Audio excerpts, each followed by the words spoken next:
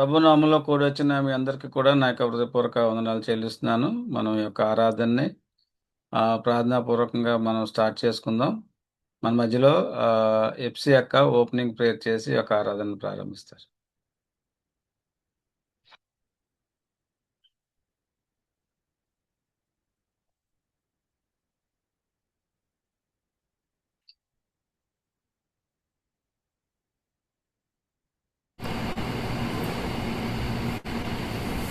ఈ కూడి కొరకు ప్రార్థన చేసుకుందామండి. ప్రేమగల తండ్రి, కృపగల నాయన, కనికరమగల దేవా, మీ ప్రేమకై మీ కృపకై వందనాలు చెల్లిస్తున్నాం. మా జీవితాల్లో ప్రభా మరి ఒక శనివారం దినాన్న నాయన కుటుంబంగా మీ పాద సన్నిధికి కూడి వచ్చేటువంటి ఆధిక్యత, ధన్యత ప్రభా మాకు అందరికీ దయచేసిన విధానం కొరకే వందనాలు చెల్లిస్తున్నాను. నాయన తండ్రి, నాయన అనేక మంది గొప్పవారు, జ్ఞానవంతులు, ఐశ్వర్యవంతులు ఉన్నప్పటికీ ప్రభా నాయన మిమ్మల్ని ఆరాధించేటువంటి ఆధిక్యత, నాయన మిమ్మల్ని మీ పాద సన్నిధికి వచ్చేటువంటి ధన్యత ప్రభా మాకు, మా కుటుంబానికి, నా కుటుంబానికి మీరు దయచేసిన మీ ప్రేమ అంతటి కొరకే వందనాలు. నాయన మమ్మల్ని రక్షించుకున్నారు. నాయన అమూల్యమైనటువంటి నీ రక్తం ఇచ్చి మమ్మల్ని కొనుక్కున్నందుకు వందనాలు ప్రభా. వెండి బంగారముల చేత కొనలేదు, కానీ నాయన అమూల్యమైనటువంటి యేసు క్రీస్తు ప్రభుల వారి పరిశుద్ధమైనటువంటి రక్తం ద్వారా ప్రభు మమ్మల్ని కొనుక్కున్న మీ ప్రేమ అంతటి కొరకే వందనాలు. పరలోకపు వారసులంగా ప్రభా నీ సొత్తైనటువంటి ప్రజలంగా, మీ స్వాస్యంగా ప్రభు మమ్మల్ని ఏర్పరచుకున్న మీ ప్రేమ అంతటి కొరకే వందనాలు చెల్లిస్తున్నాం. మీరు తండ్రి మీ అపారమైనటువంటి ప్రేమను తండ్రి నా పక్షంగా, నా కుటుంబ పక్షంగా ప్రభా మీరు చూపిస్తున్న తండ్రి విధానం కొరకే వందనాలు చెల్లిస్తున్నాను. యేసయ్య మీకు వందనాలు. ఈ దినాన్ని బట్టి ఎంతో కృతజ్ఞతాస్తుతులు చెల్లిస్తున్నాం ప్రభా. కుటుంబంగా పిల్లలు తండ్రి పెద్దవారు అందరూ కూడి వస్తుండగా ప్రభా తండ్రి మీ సన్నిధి మా మధ్యలో ఉంచండి. ఎక్కడైతే ఇద్దరు ముగ్గురు నా నామంన కూడి ఉంటారో వారి మధ్యలో ఉంటానని సెలవిచ్చినటువంటి దేవుడు, ఈ సమయంలో మీరు మాతో ఉన్నారని, మా మధ్యలో ఉన్నారని విశ్వాసంతో మీ వైపు చూస్తున్నాం ప్రభా. తండ్రి మా చుట్టూ కూడా తండ్రి కూడికను ప్రభా మీ తండ్రి మీ స్వాధీనంలో ఉంచుకోనండి. తండ్రి కనిపించని శత్రు కార్యాలు అయిపరచండి ప్రభు. ప్రతి ఆటంకం నుంచి తప్పించమని వేడుకుంటున్నాం నాయన. తండ్రి మీకు వందనాలు తండ్రి. నాయన తండ్రి స్తుతి పాటలు పాడేవారితో మీరు ఉండండి ప్రభా. విధంగా చిన్న బిడ్డలు వాక్యాలు చెప్పేవారు, పాటలు పాడేవారిని ప్రభా మీరు జ్ఞాపకం చేసుకుని బలపరచమని వేడుకుంటున్నాను. ఆ విధంగా వాక్య పఠనంలో సహాయం దయచేయండి తండ్రి. ఆరాధన తండ్రి విధానాన్ని ప్రభు మీరు జ్ఞాపకం చేసుకుని మీ నా మహిమార్థంగా తండ్రి మీరు చేసిన మేలుని బట్టి తండ్రి నాయన గొప్ప కార్యాలను బట్టి ఆరాధించే వారంగా ఉండగలిగినట్లు కృప చూపించండి. ఆ విధంగా తండ్రి వాక్యాన్ని అందిస్తున్న కవితను కూడా జ్ఞాపకం చేసుకోనండి తండ్రి. మీరే బలపరచండి, మీ నోటి బూరగా వాడుకొనమని వేడుకుంటున్నాను. ఏ హృదయాలకి తండ్రి నాయన ఏ అక్కర ఉందో ప్రభు మీరు ఎరిగిన దేవుడు, పరలోకపు మన్నాతో ప్రభు తృప్తిపరిచే దేవుడు కనుక ప్రభు మీ వైపు చూస్తున్నాం, సహాయం దయచేయండి. ఆ విధంగా కవితను బలపరచండి, సాక్ష్యాల్లో తోడుగా ఉండండి. ఇంకా ప్రభు తండ్రి బర్త్డేస్ ఎవరైతే నాయన యానివర్సరీ తండ్రి జరుపుకుంటున్నారో వారందరికీ కూడా తండ్రి మీ హస్తం తోడించమని వేడుకుంటూ ఈ కూడికను తండ్రి నాయన ఆది తండ్రి ప్రారంభ ప్రార్థన నుంచి ఆఖరి ప్రార్థన వరకు తండ్రి మీ సన్నిధి తోడించమని వేడుకుంటూ మీరు చేసినటువంటి మేళ్ళకి ఉపకారముల కొరకై మమ్మల్ని అందరినీ ఈ విధంగా సమకూర్చినటువంటి మీ ప్రేమ అంతటి కొరకై కృతజ్ఞతాస్తుతులు చెల్లిస్తూ యేసయ్య దయగలిగిన నామమున ప్రార్థించి అడిగి వేడుకొంచున్నాం తండ్రి. ఆమేన్. ఆమేన్, ఆమేన్. ఇప్పుడు మనం ఆరాధనలోకి వెళ్దాం. మన మధ్యలో ప్రవీణ్ అండ్ ఫ్యామిలీ ఉన్నారు. వారిని మనల్ని ఆరాధనలో నడిపిస్తారు.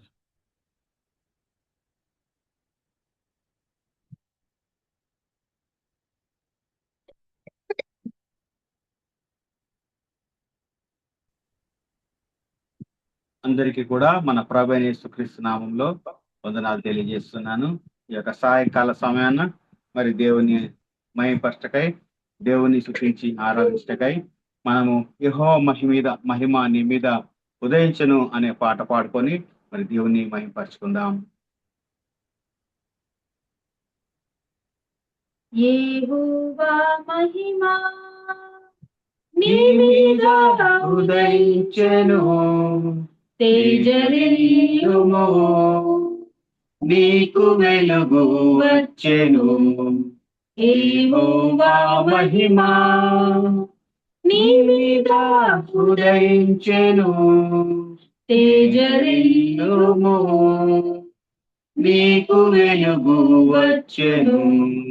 ఆయన మహిమా నీ మీద కనబడుచున్నది, అది నీ తలకు పైగా ప్రకాశించుచున్నది.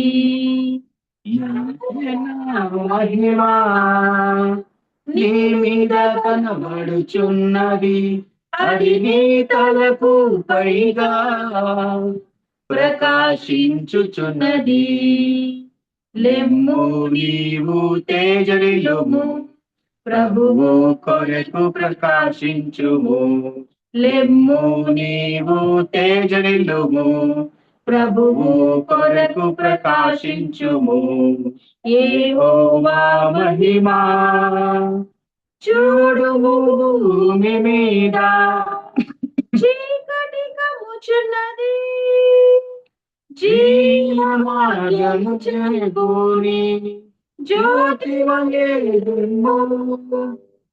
చూడుము భూమి మీద, చీకటి కమ్ముచున్నది, జీవమార్గము చేకూరి జ్యోతి వలెను.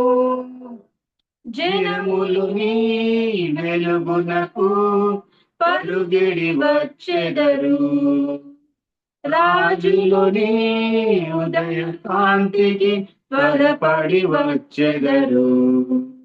జనములు నీ వెలుగునకు పరుగిడి వచ్చెదరు, రాజులు నీ ఉదయ కాంతికి త్వరపడి వచ్చెదరు.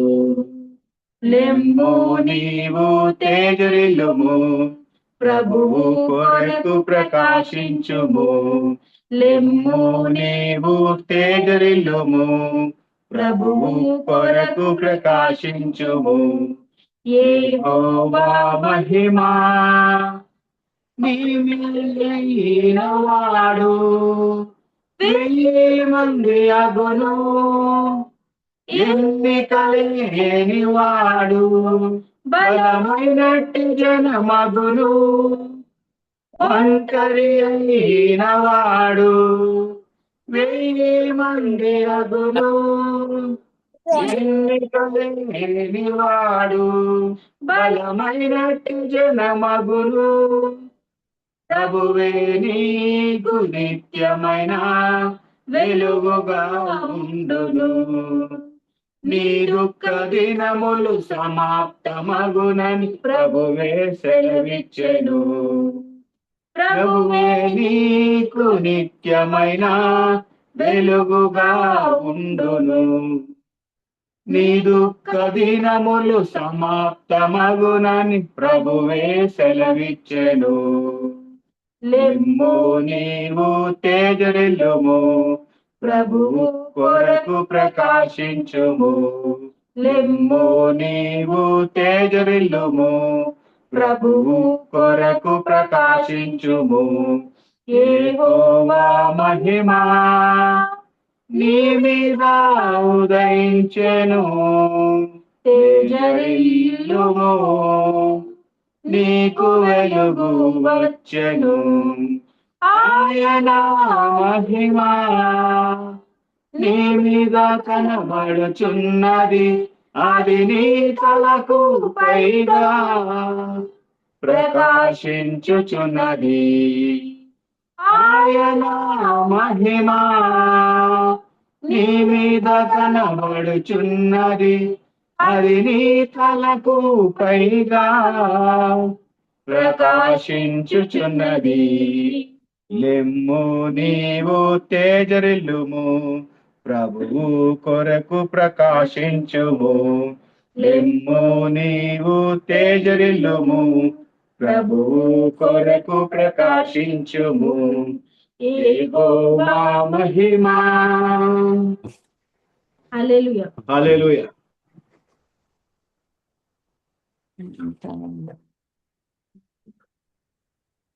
రెండో పాట మరి నీళ్ళు పడుతున్నాయా? నాదంటూ లోకాన ఏది లేదయా అని మరి పాట పాడుకుందాం. నాదంటూ లోకాన ఏది లేదయ్యా. ప్రశాంతి గారు మీరు పాడతారా పాట?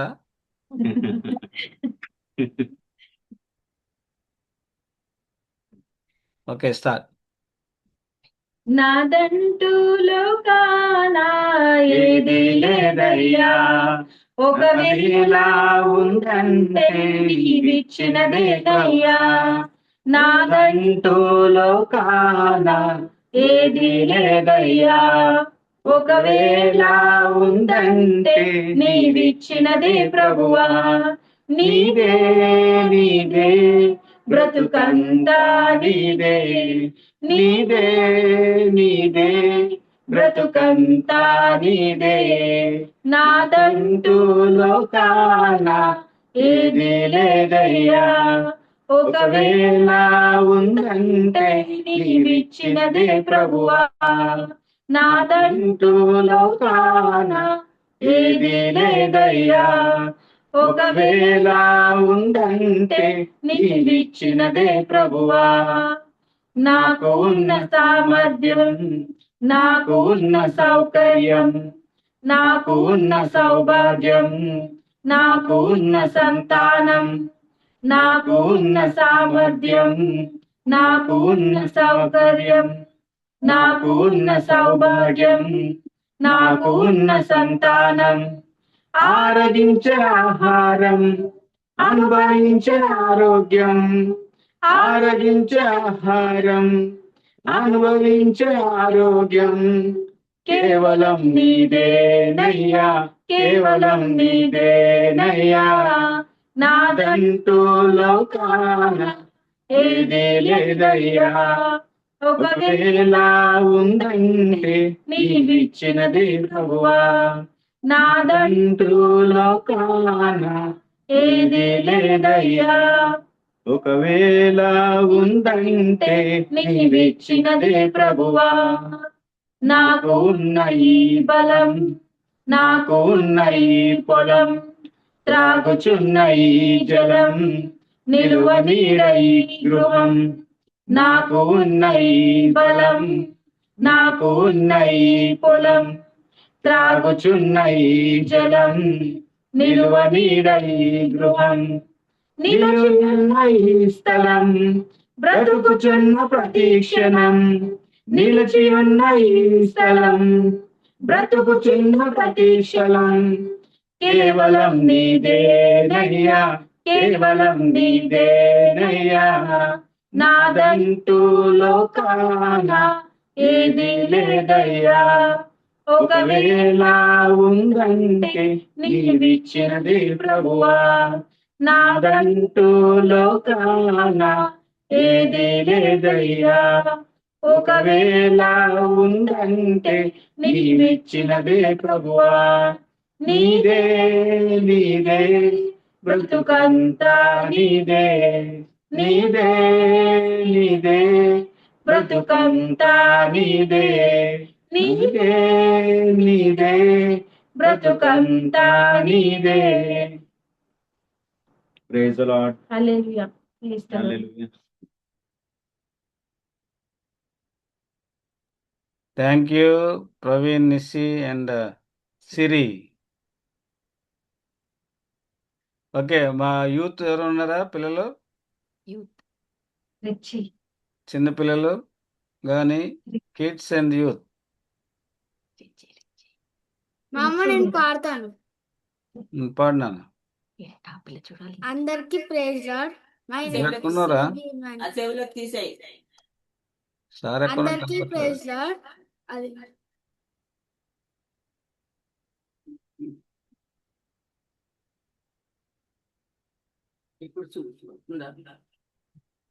నేను ఇప్పుడు ఒక పాట పాడబోతున్నాను.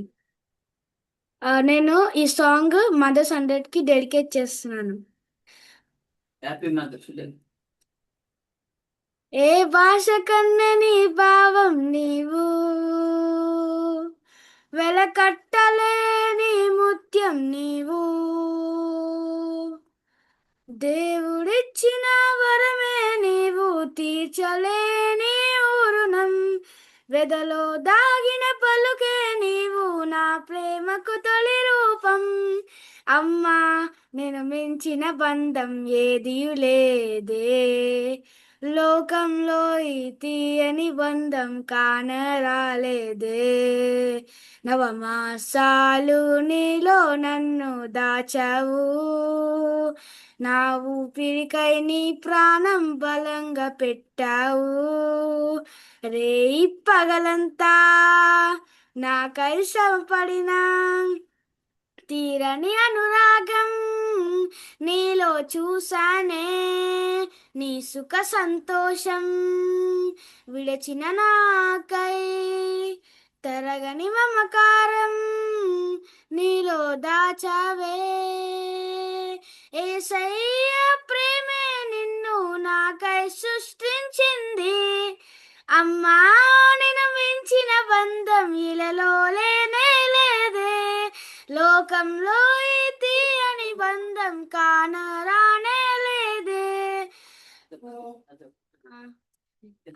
భయభక్తులే ఉగ్గి పాలుగా పోసావు, దేవుని మాటలే గోరే ముద్దగా చేశావు. తప్పటడుగులే నాలో చరి చేసి, ప్రభు సన్నిధిలో నన్ను సాక్షిగా నిలిపావు. ప్రతి వేకువలో నాకై నీవు చేసే ప్రార్థనలే పెంచెను నా బలము. నీలో కలిగిన విశ్వాసం నాకై సహవాసించనే. అమ్మా నేను మించిన బంధం ఇలలో లేనే లేదే, లోకంలో ఈ తీయని బంధం కానరానే లేదే. ఏ భాష కన్నా నీ భావం నీవు, వెలకట్టలేని ముత్యం నీవు. దేవుడిచ్చిన వరమే నీవు, తీర్చలేని ఊరునం. వెదలో దాగిన పలుకే నీవు, నా ప్రేమకు తొలి రూపం. అమ్మా నేను మించిన బంధం ఏదియు లేదే, లోకంలో ఈ తీయని బంధం కానరాలేదే. అమ్మా నేను మించిన బంధం ఇలలో లేనే లేదే, లోకంలో ఈ తీయని బంధం కానరానే లేదే. అమ్మా నేను మించిన బంధం ఇలలో లేనే లేదే, లోకంలో ఈ తీయని బంధం కానరానే లేదే. అందరికి కూడా happy mother's day. Happy mother's day last week జరిగింది, కానీ సాటర్డే పాడలేకపోయాను. Happy mother's day Sunday. Happy mother's day పాట చాలా బాగుందిరా. థ్యాంక్ యూ నానమ్మ. మంచిగా థ్యాంక్ యూ. God bless. అందరికీ praise Lord. God bless you రా. థ్యాంక్ యూ నానమ్మ. బాగుంది. ఓకే, ఇంకెవరన్నా ఉన్నారా? స్పెషల్ సాంగ్స్ పాడే వాళ్ళు ఎవరు ఉన్నారా? Okay, Dolly.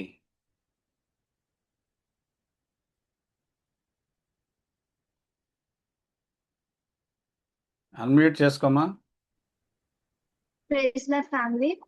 ఈరోజు నేను నీ సన్నిధి చాలు అనే సాంగ్. నీలో స్తంభమైన సన్నిధిని, రూపమార్చగల సన్నిధిని, నీలో స్తంభమైన సన్నిధి, రూపుమార్చగల సన్నిధిని, నడిపించే సన్నిధిని, నన్ను వీడి కొనుపకు, నడిపించే సన్నిధిని, నన్ను వీడి కొనుపకు. నివ్వకు బలహీనుడు బలవంతుడను నీ సన్నిధి వచ్చుటచే ఏమీ లేకపోయినా నిండుగా ఉండేదన్ నీ సన్నిధి వచ్చుటచే ఈ సన్నిధియే నాకు చాలయా నా హృదయవాంఛ నీవేనయ్యా నీ సన్నిధియే నాకు చాలయా నా హృదయవాంఛ నీవేనయ్యా మన్నాను పక్షులను నీటిని అందించావు నీవు దీపము అన్నాను పక్షులను నీటిని అందించావు నీవు దీపము నీవుంది నీవు లేకపోతే పయనం ఆగిపోవును నీవుండి నీవు లేకపోతే పయనం ఆగిపోవును నువ్వు రాగా నా యోధపురా ఈ విశ్వాస యాత్రలో నీవు నాడు నా ముందు నాడు ఈ విశ్వాస యాత్రలో నీ సన్నిధియే నాకు చాలయా నా హృదయవాంఛ నీవేనయ్యా నీ సన్నిధియే నాకు చాలయా నా హృదయవాంఛ నీవేనయ్యా నీలోకాధికారం రాజ కిరీటం నాపై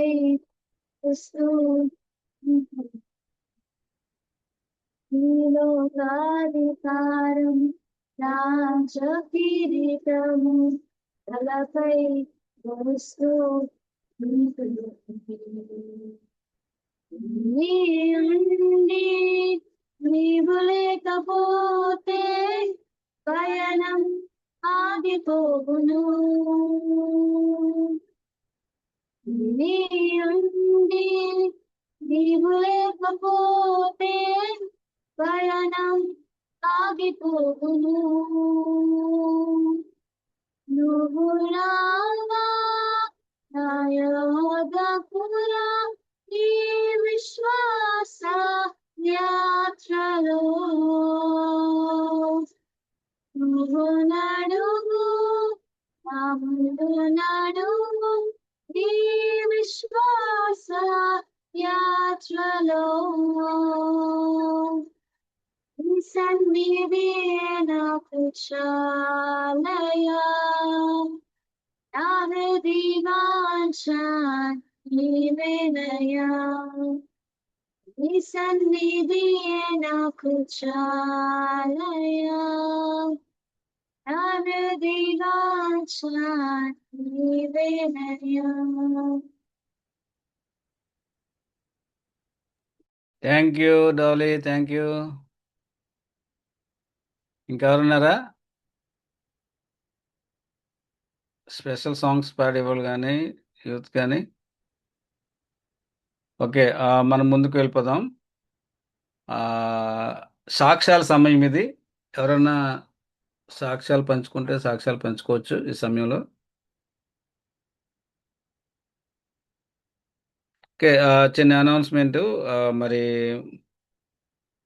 2 రోజుల క్రితం మన మధ్యలో మరి ఒక మన్మోహన్ అన్న వాళ్ళ బ్రదరు సుదర్శన్ రావు గారు మరి ప్రభునందు నిద్రించడం జరిగింది. అందరికీ కూడా తెలిసిన విషయం. కుటుంబం ఆదరణ కోసం మనం ప్రార్థన చేద్దాం. మన మధ్యలో పెద్దక్క ఒక కుటుంబం ఆదరణ కోసం ప్రార్థన చేస్తారు. ఎందుకంటే మనకందరికన్నా పెద్దక్కకి ఆ కుటుంబం విషయం తెలుసు. ఎంతమంది పిల్లలు ఏంటి అనేది కూడా పెద్దక్కకి అన్ని విషయాలు తెలుసు కనుక పెద్దక్క యొక్క వారి కుటుంబ ఆదరణ కోసం ప్రార్థన చేస్తారు.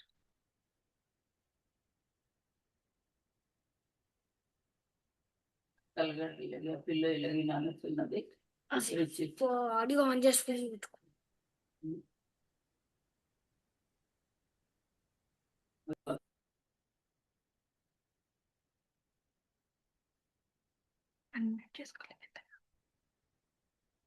అన్మ్యూట్ చేసుకో అక్క. అన్మ్యూట్ చేసుకో.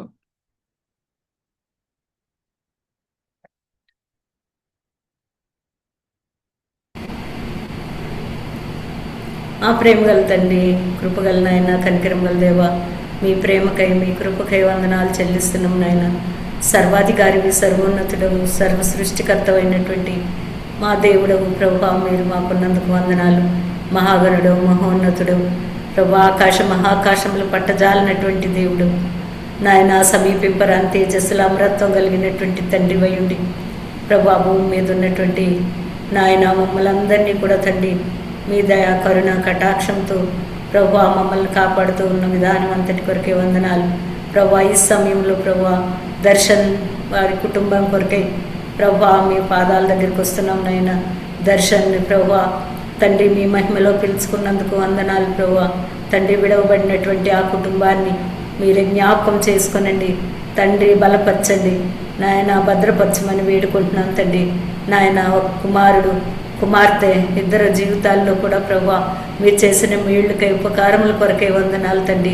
నాయన దర్శన అనేక దినాలుగా ప్రభా ఎంతగానో అనారోగ్య పరిస్థితుల్లో ఉన్నప్పటికీ ప్రభా ఇంతవరకు కాపాడినారు తండ్రి. నాయన నడిపిస్తూ వచ్చిన మీ ప్రేమ అంతటి కొరకే వందనాలు నాయన. ఈ దినాల్లో ప్రభా తండ్రి మా మధ్యలో లేరు తండ్రి, మీ పాద సన్నిధికి వచ్చి ఉన్నాడని ప్రభా మేము నమ్మి విశ్వసిస్తున్నాం తండ్రి. విడవబడిన కుటుంబాన్ని ప్రభా మీరే ఆదరించండి. కుమారుడు కుటుంబాన్ని తండ్రి కట్టారు, కుమార్తె కుటుంబాన్ని కట్టారు ప్రభా.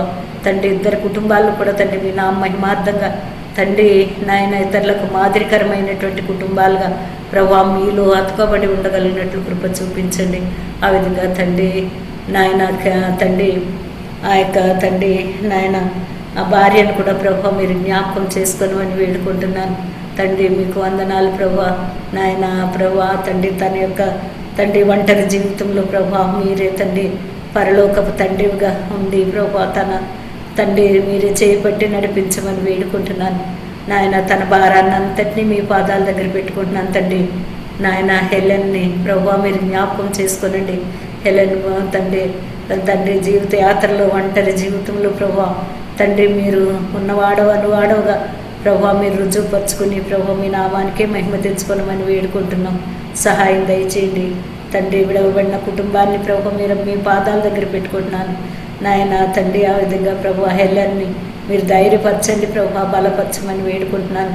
కుమారుడు కుమార్తె ప్రభా తండ్రి వారిని కూడా ప్రభా మీరే వాదార్చి ప్రభా మీ నామాన్ని ప్రభా మహిమపరిచే వారిగా ఉండగలిగినట్లు సహాయం దయచేయండి. ఏ విషయంలో కూడా తండ్రి నాయన వారు నిరుత్సాహపడకుండా పరలోకమందు మా తండ్రి ఉన్నారని తండ్రి మీ పైన ఆధారపడి వారి జీవితయాత్ర అంతట్లో కొనసాగలిగినట్లుగా సహాయం దయచేయండి. ఆ విధంగా ప్రభా హెలెన్ని మీరు ధైర్యపరిచి బలపరచమని, ఒంటరి జీవితంలో ప్రభా మీరు తోడుగా ఉండమని వేడుకుంటూ తండ్రి సమయాన్ని ప్రభా మీరే తండ్రి నాయన వారితో ఉండమని వేడుకుంటూ సమయాన్ని ప్రభా మీ దయగలిగిన పాద సన్నిధిలో పెట్టుకుంటూ విడవబడిన కుటుంబాన్ని మీరు ఆదరించే తండ్రివని, మీ దయగలిగిన తండ్రివని మీ చేతులకు అప్పగించుకుంటూ యేసయ్య కృపగల నామమున ప్రార్థించి అడిగి వేడుకొంచున్నాం తండ్రి. ఆమేన్. ఆమేన్. ఆమేన్. నెక్స్ట్ వీక్ మన మధ్యలో అనిత వాక్ పరిచయం చేస్తారు, జ్ఞాపకం చేసుకోండి. వచ్చే శనివారం మనం ఆరాధనలోకి వెళ్దాం. మన మధ్యలో శైలజ మనల్ని ఆరాధనలో నడిపిస్తారు.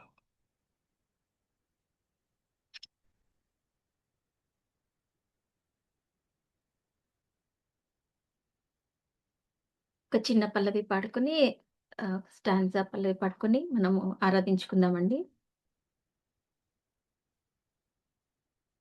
ఈ భువి అందు జీవించు కాలము బ్రతికెదము ప్రభుకే. ఈ భువి అందు జీవించు కాలం బ్రతికెదము ప్రభు కొరకే. మనమాయన కార్పించుకొనేదము, మనమాయన కార్పించుకొనేదము, ఆయన ఆశయమదియే, ఆయన ఆశయమదియే. భక్తులారా స్మరించెదము ప్రభు చేసిన మేలులన్నిటినీ. భక్తులారా స్మరించెదము ప్రభు చేసిన మేలులన్నిటినీ. అడిగి ఊహించు వాటి కన్నా మరి అడిగి ఊహించు వాటి కన్నా మరి సర్వము చక్కగా చేసే, సర్వము చక్కగా చేసే. భక్తులారా స్మరించెదము ప్రభు చేసిన మేలులన్నిటినీ. మనమందరం కూడా మన రెండు హస్తాలు దేవుని వైపు చూపించి దేవుడు మన పట్ల చేసిన ప్రతి కార్యాన్ని బట్టి స్తుతిద్దామండి. హల్లెలూయా, హల్లెలూయా, హల్లెలూయా, హల్లెలూయా. స్తోత్రం, స్తోత్రం, స్తోత్రం, స్తోత్రం, స్తోత్రం, స్తోత్రం, స్తోత్రం, స్తోత్రం, స్తోత్రం. స్తుతులకు పాత్రుడా, స్తోత్రార్హుడా, మహాగణుడా, మహోన్నతుడా, సృష్టికర్త, సర్వోన్నతుడా, మీకే స్తుతి, స్తుతి, స్తుతి, స్తుతి, స్తుతి. స్తోత్రం, స్తోత్రం, స్తోత్రం, స్తోత్రమయ్యా. స్తోత్రం దేవా, స్తుతులు ప్రభా, స్తుతులు ప్రభా. యేసయ్య నోటి మాటతో తండ్రి ప్రభా, యేసయ్య సృష్టిని యావత్తుని సృజించిన దేవుడివి తండ్రి ప్రభా. యేసయ్య, యేసయ్య ఆకాశం మీ సింహాసనం, భూమి మీ పాదపీఠంగా ఉన్న దేవా, మీకు స్తోత్రాలు చెల్లించుకుంటున్నాను. అల్ఫా ఒమేగా అయ్యున్నావు ప్రభా, నీకు స్తోత్రాలు చెల్లించుకుంటున్నాను. నా దేవా, నా తండ్రి, ఇంత గొప్ప దేవుడివి తండ్రి ప్రభా. యేసయ్య ఎందుకు పనికిరాని తండ్రి ప్రభా. యేసయ్య నీటి బుగ్గ లాంటి వాళ్ళం తండ్రి ప్రభా, గడ్డి పొరక లాంటి వాళ్ళం తండ్రి ప్రభా. మమ్మల్ని తండ్రి ప్రభా మీరు లెక్కిస్తున్న విధానం బట్టి మీకు స్తోత్రాలు చెల్లించుకుంటున్నాను. పిలువగానే పలికే దేవుడివి తండ్రి ప్రభా. యేసయ్య మీకు స్తోత్రాలు చెల్లించుకుంటున్నాను తండ్రి ప్రభా. మేము ప్రార్థన చేసినప్పుడు తండ్రి ప్రభా యేసయ్య నేనున్నాను అని అంటున్నారు ప్రభా. యేసయ్య మీకు స్తోత్రాలు చెల్లించుకుంటున్నాను తండ్రి ప్రభా. యేసయ్య మీకే వేలాది కోట్లాది వందనాలు, వందనాలు, వందనాలు, స్తుతులు, స్తోత్రాలు చెల్లించుకుంటున్నాను తండ్రి ప్రభా. ఇలా చిన్న మందగా కూడుకొని నిన్ను స్తుతించి ఆరాధించి గణపరిచే భాగ్యాన్ని మాకు దయచేసావు ప్రభా. నీకు స్తోత్రాలు చెల్లించుకుంటున్నాను. ఎంతో మందికి ఈ ధన్యత లేదు ప్రభా. యేసయ్య మీరు మాకు ఇచ్చిన ధన్యతను బట్టి మీకు స్తోత్రాలు చెల్లించుకుంటున్నాను. ముఖ్యంగా తండ్రి ప్రభా యేసయ్య మా కుటుంబాల్లో తండ్రి ప్రభా యేసయ్య ఎంతో మంది అనారోగ్యంతో ఉన్నప్పుడు తండ్రి ప్రభా యేసయ్య, తండ్రి ప్రభా యేసయ్య రోగాతిశయం మీద ఉన్న బిడ్డల్ని మీరు లేపుతానని తండ్రి వాగ్దానం చేస్తారు. అట్టి రీతిగా తండ్రి ప్రభా, తండ్రి ప్రభా ఎంతో మందిని తండ్రి ప్రభా మా కుటుంబాల్లో మా ప్రియుల్ని తండ్రి ప్రభా యేసయ్య స్వస్థతలు దయచేస్తూ తండ్రి ప్రభా యేసయ్య మీ శక్తితో, మీ బలంతో నింపుతూ నడిపిస్తున్న దేవా, మీకు స్తోత్రాలు చెల్లించుకుంటున్నాను. మా ప్రతి అవసరతలో, అక్కర్లో తండ్రి మీరు చాలినంత దేవుడుగా ఉన్నందుకు మీకు స్తోత్రాలు చెల్లించుకుంటున్నాను. మా ప్రతి ప్రయాణాల్లో తోడుగా ఉంటున్నారు ప్రభా యేసయ్య, మీకు స్తోత్రాలు చెల్లించుకుంటున్నాను.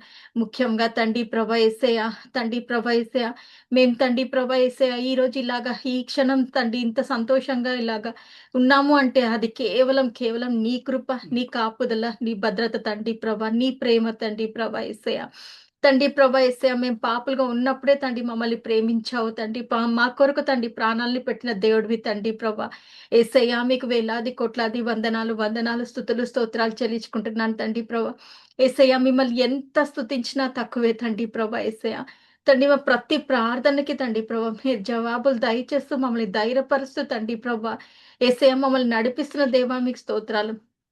చూచుచున్న దేవా మీకు స్తోత్రాలు తండ్రి. మాట్లాడుతున్న దేవా మీకు స్తోత్రాలు చెల్లించుకుంటున్నాను. వాక్యాల ద్వారా మమ్మల్ని బలపరుస్తున్న విధానం బట్టి మీకు స్తోత్రాలు తండ్రి ప్రభా. మాకు ఇచ్చిన ఈ యొక్క విశ్వాసాన్ని బట్టి మీకు స్తోత్రాలు చెల్లించుకుంటున్నాను. మమ్మల్ని అందరినీ సమకూర్చిన దేవా మీకు స్తోత్రాలు చెల్లించుకుంటున్నాను. ఎంతో మంది లోకంలో నశించిపోతుండగా తండ్రి ప్రభా యేసయ్య ఈ గొప్ప అవకాశాన్ని తండ్రి ప్రభా మాకు తండ్రి మీరు ప్రేమించి ఇచ్చిన విధానం బట్టి మీకు స్తోత్రాలు చెల్లించుకుంటున్నాను తండ్రి ప్రభా యేసయ్య. తండ్రి ప్రభా ఇంత చేసిన దేవుడికి తండ్రి నేను ఏమి ఇచ్చుకోగలను కానీ ఈ కొద్ది స్తుతి ఆరాధన యేసు పరిశుద్ధ పాదములకు సమర్పించుకుంటున్నాను తండ్రి. ఆమేన్. ఆమేన్ ఆమేన్. ఇప్పుడు మనం ఆ, Bible song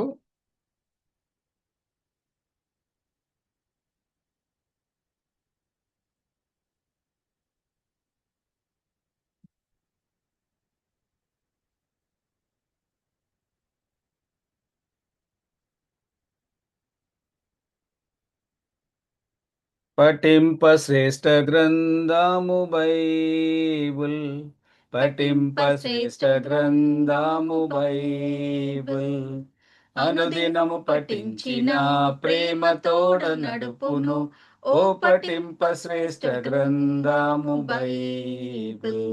the best book to read is the Bible, the best book to read is the Bible. If you read it every day, it will help you all the way. Oh, the best book to read is the Bible. మన మధ్యలో మరి sister కుమారి గారు Bible reading చేస్తారు. Philippines 3:1-21 వరకు కూడా మనం చదివి వినిపిస్తారు. ఫిలిపియన్స్ 3:1-21 వరకు.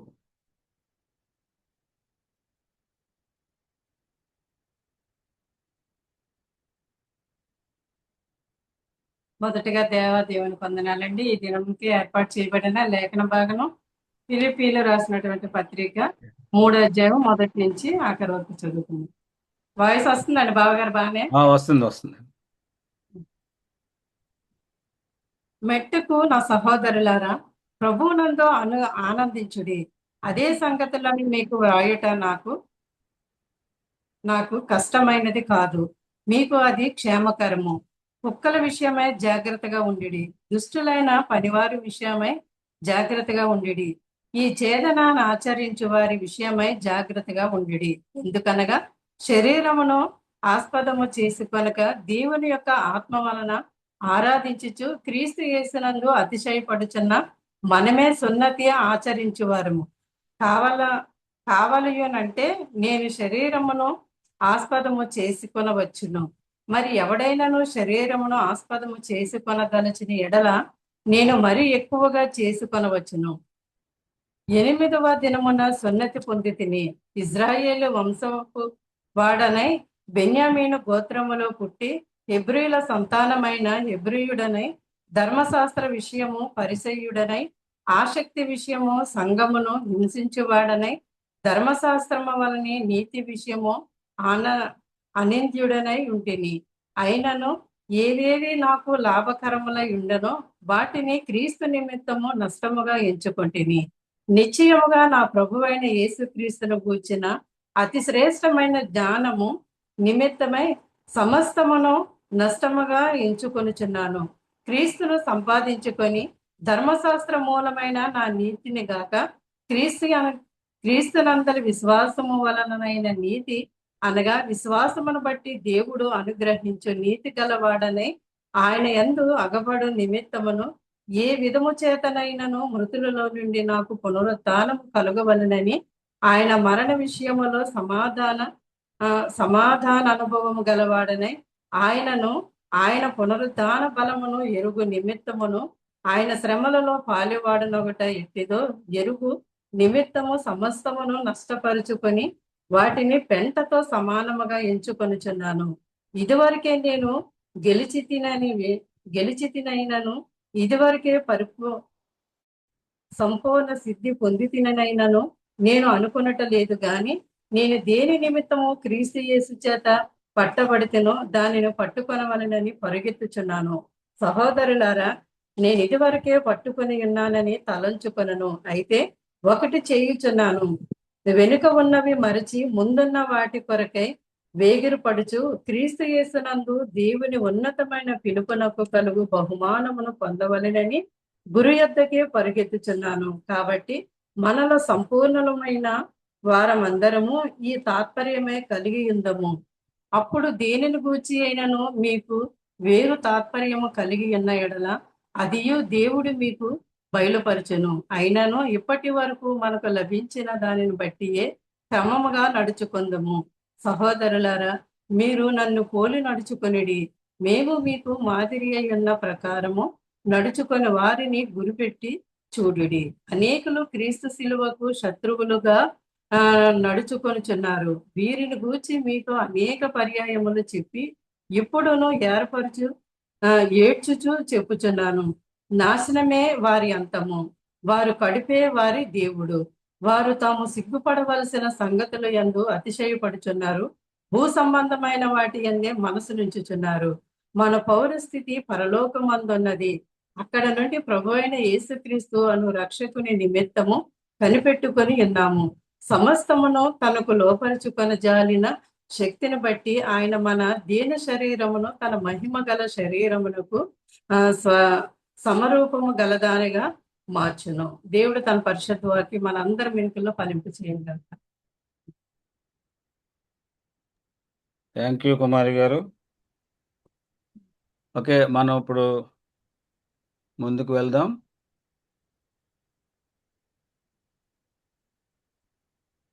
మెసేజ్ నిమిత్తము మన మధ్యలో యాక్చువల్లీ మరి ప్రభావతి ప్రార్థన చేయాలి. అయితే ఈ వారంలో మనం లిస్ట్లో ఉన్న వాళ్ళు ఎవరు కూడా లేరు కనుక మన మధ్యలో మరి కవిత మరి ఈరోజు మరి వాక్య పరిచయం చేయనున్నది.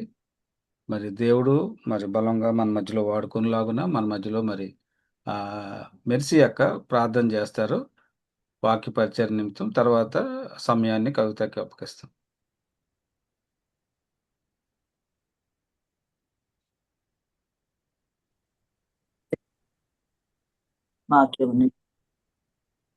ప్రభునామానికి స్తోత్రం కలుగును గాక. మన ఫ్యామిలీలందరికీ వందనాలు.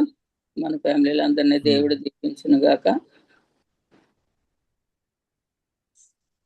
వాక్యం నిమిత్తం ప్రార్థన చేసుకుందామండి. మహాగణుడా, మహోన్నతుడా, గొప్ప దేవ, పరిశుద్ధుడా, నీతిమంతుడా, నీతి సూర్యుడా, మీకే వందనాలు, స్తుతులు, స్తోత్రం చెల్లించుకుంటున్నానయ్యా. గొప్ప దేవ తండ్రి నాయన, ఇంతవరకు గత ఆదివారం నుంచి శనివారం నుంచి శనివారం వరకు మమ్మల్ని మా కుటుంబాలను నాయన భయంకరమైన ఎండలైనప్పటికీ నా తండ్రి నాయన బిడ్డలు అనేక విధాలుగా ఎండల్లో తిరుగుచున్నప్పటికీ నాయన మీ యొక్క చల్లని కాపుదల బిడ్డలపై మాపై ఉంచి మీరు కాపాడుతున్న విధానం బట్టి మీకు వందనాలు, స్తుతులు, స్తోత్రములు ప్రభు. నాయన ఇప్పుడు చెప్పనైనా వాక్యం చెప్పనైనా బిడ్డను మీ స్వాధీనంలో ఉంచుకోనండి. బిడ్డ ద్వారా మీరు మాట్లాడి నాయన మా కుటుంబాలకు నాయన ఏ విధంగా మరి మాట్లాడుతున్నారో మా కుటుంబాలతో నాయన నా ప్రభు నా దేవ మీకే వందనాలు, స్తుతులు, స్తోత్రములు. వాక్యం చెప్పనైనా మీ బిడ్డని మీ స్వాధీనంలో ఉంచుకోమని ఎదుగునైనా అందరం విని గ్రహించి ఆత్మీయంగా బలపడడానికి తద్వారా నా ప్రభు మీ రాజ్యంగా సిద్ధపడడానికి మమ్మల్ని ఆయత్తపరచమని యేసు నామములో అడుగు వేడుకుంటున్నాను తండ్రి. ఆమేన్, ఆమేన్, ఆమేన్.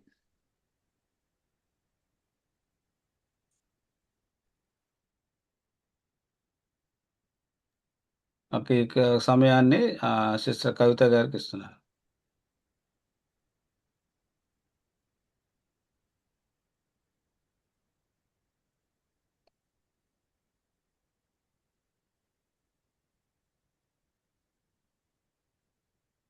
Praise lord family. దేవుడు నాకు అనుగ్రహించిన చక్కని అవకాశాన్ని బట్టి మొట్టమొదటిగా దేవత దేవునికి వందనాలు చెల్లించుకుంటున్నాను. మన కుటుంబ ఆరాధనలో ఇంకొకసారి దేవుని వాక్యాన్ని పంచుకునే ఆధిక్యత మన మధ్యలో నాకు దేవుడు కలగజేసిన విధానానికి స్తోత్రం. అవకాశం ఇచ్చిన కుటుంబ సభ్యులందరికీ వందనాలు. ప్రత్యేకంగా భాస్కర్ అన్న, శైలక్కకి నా ప్రత్యేకమైన వందనాలు చెల్లించుకుంటాను. ఈ దినము మనం వాక్యంలోకి చిన్న ప్రార్థన చేసుకున్నాను. ఒక వాక్యం చదివి చిన్న ప్రార్థన చేసుకున్నాను.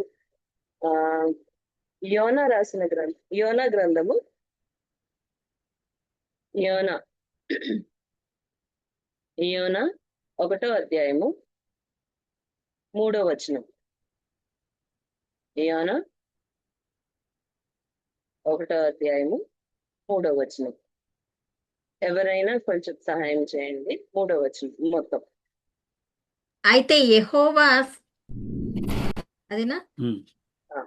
కరెక్ట్. అయితే యెహోవా సన్నిధిలో నుండి తర్షీషు పట్టణమునకు పారిపోవలెనని యోనా యప్పెకు పోయి తర్షీసునకు పోవు ఒక ఓడను చూచి ప్రయాణమునకు కేవు ఇచ్చి యెహోవా సన్నిధిలో నిలువక ఓడ వారితో కూడా తర్షీసునకు పోవుటకు ఓడ ఎక్కెను. చాలు. Thank you. ఏమంటే డబ్బులు టికెట్. చిన్న ప్రార్థన చేసుకుందాం.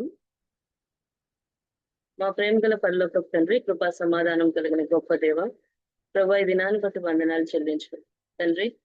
మీ సన్నిధిలో ప్రభా తండ్రి మరొకసారి నిల్చుండి ప్రభా మీ వాక్యం తండ్రి పంచుకునే గొప్ప ఆధిక్యత నాకు దయచేస్తే దానాన్ని చేస్తుంది ప్రభా. నన్ను పూర్తిగా ఖాళీ చేసి ప్రభా మీరు ఏది మాట్లాడాలని అనుకుంటున్నారు తండ్రి, ఆ మాటను తండ్రి నా నోటి పంపించండి. మీరు మాట్లాడండి.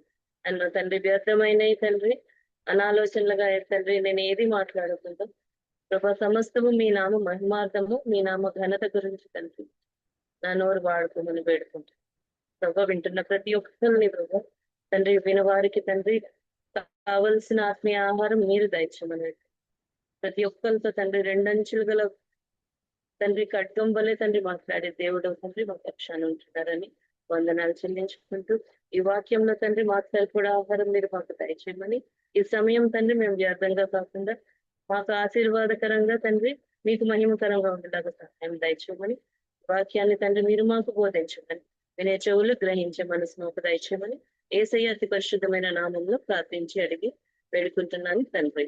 ఆమేన్. దేవుని నామానికి వందనాలు చెల్లించుకుంటున్నాను.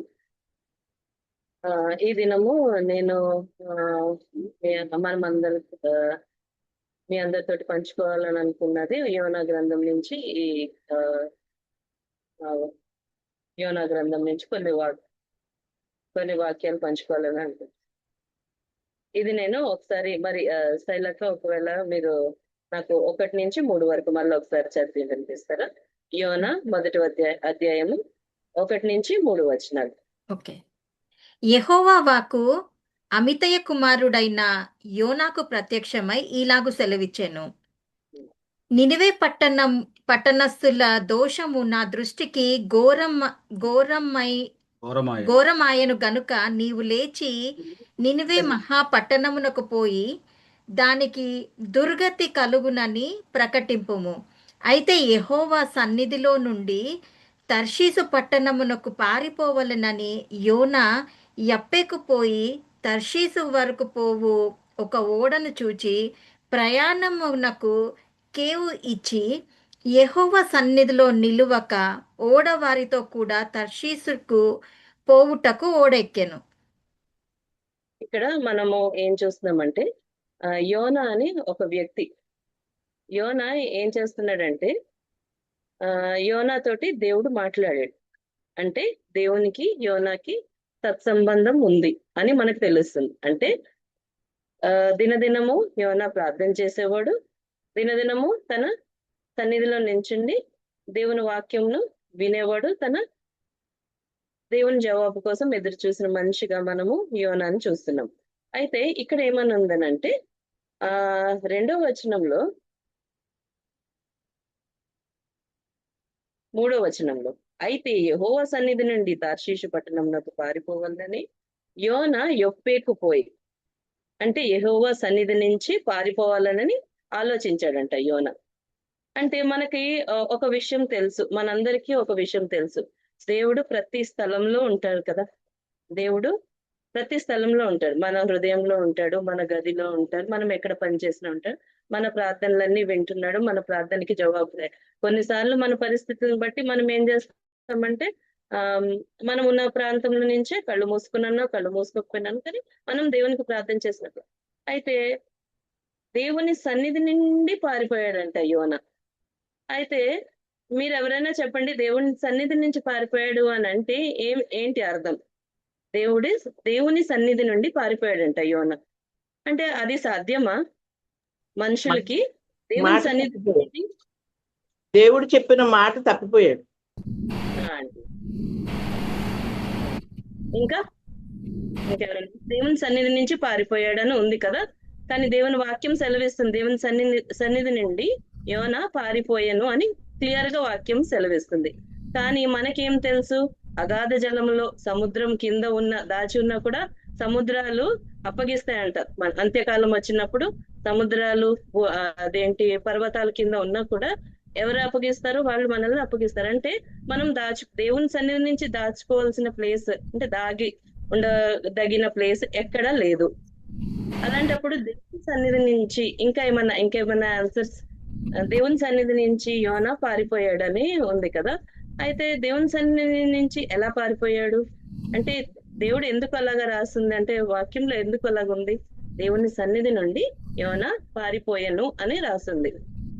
అంటే పారిపోయాడంటే లేడు, ఇప్పుడు దేవుని సన్నిధిలో లేడు, కానీ దేవుని సన్నిధి ప్రతి చోట ఉంది. మనం చాలా అరుదుగా కాదు, ఎక్కువగా మనము వాడుతూ ఉంటాం దేవుని సన్నిధి మాకు కావాలి దేవా.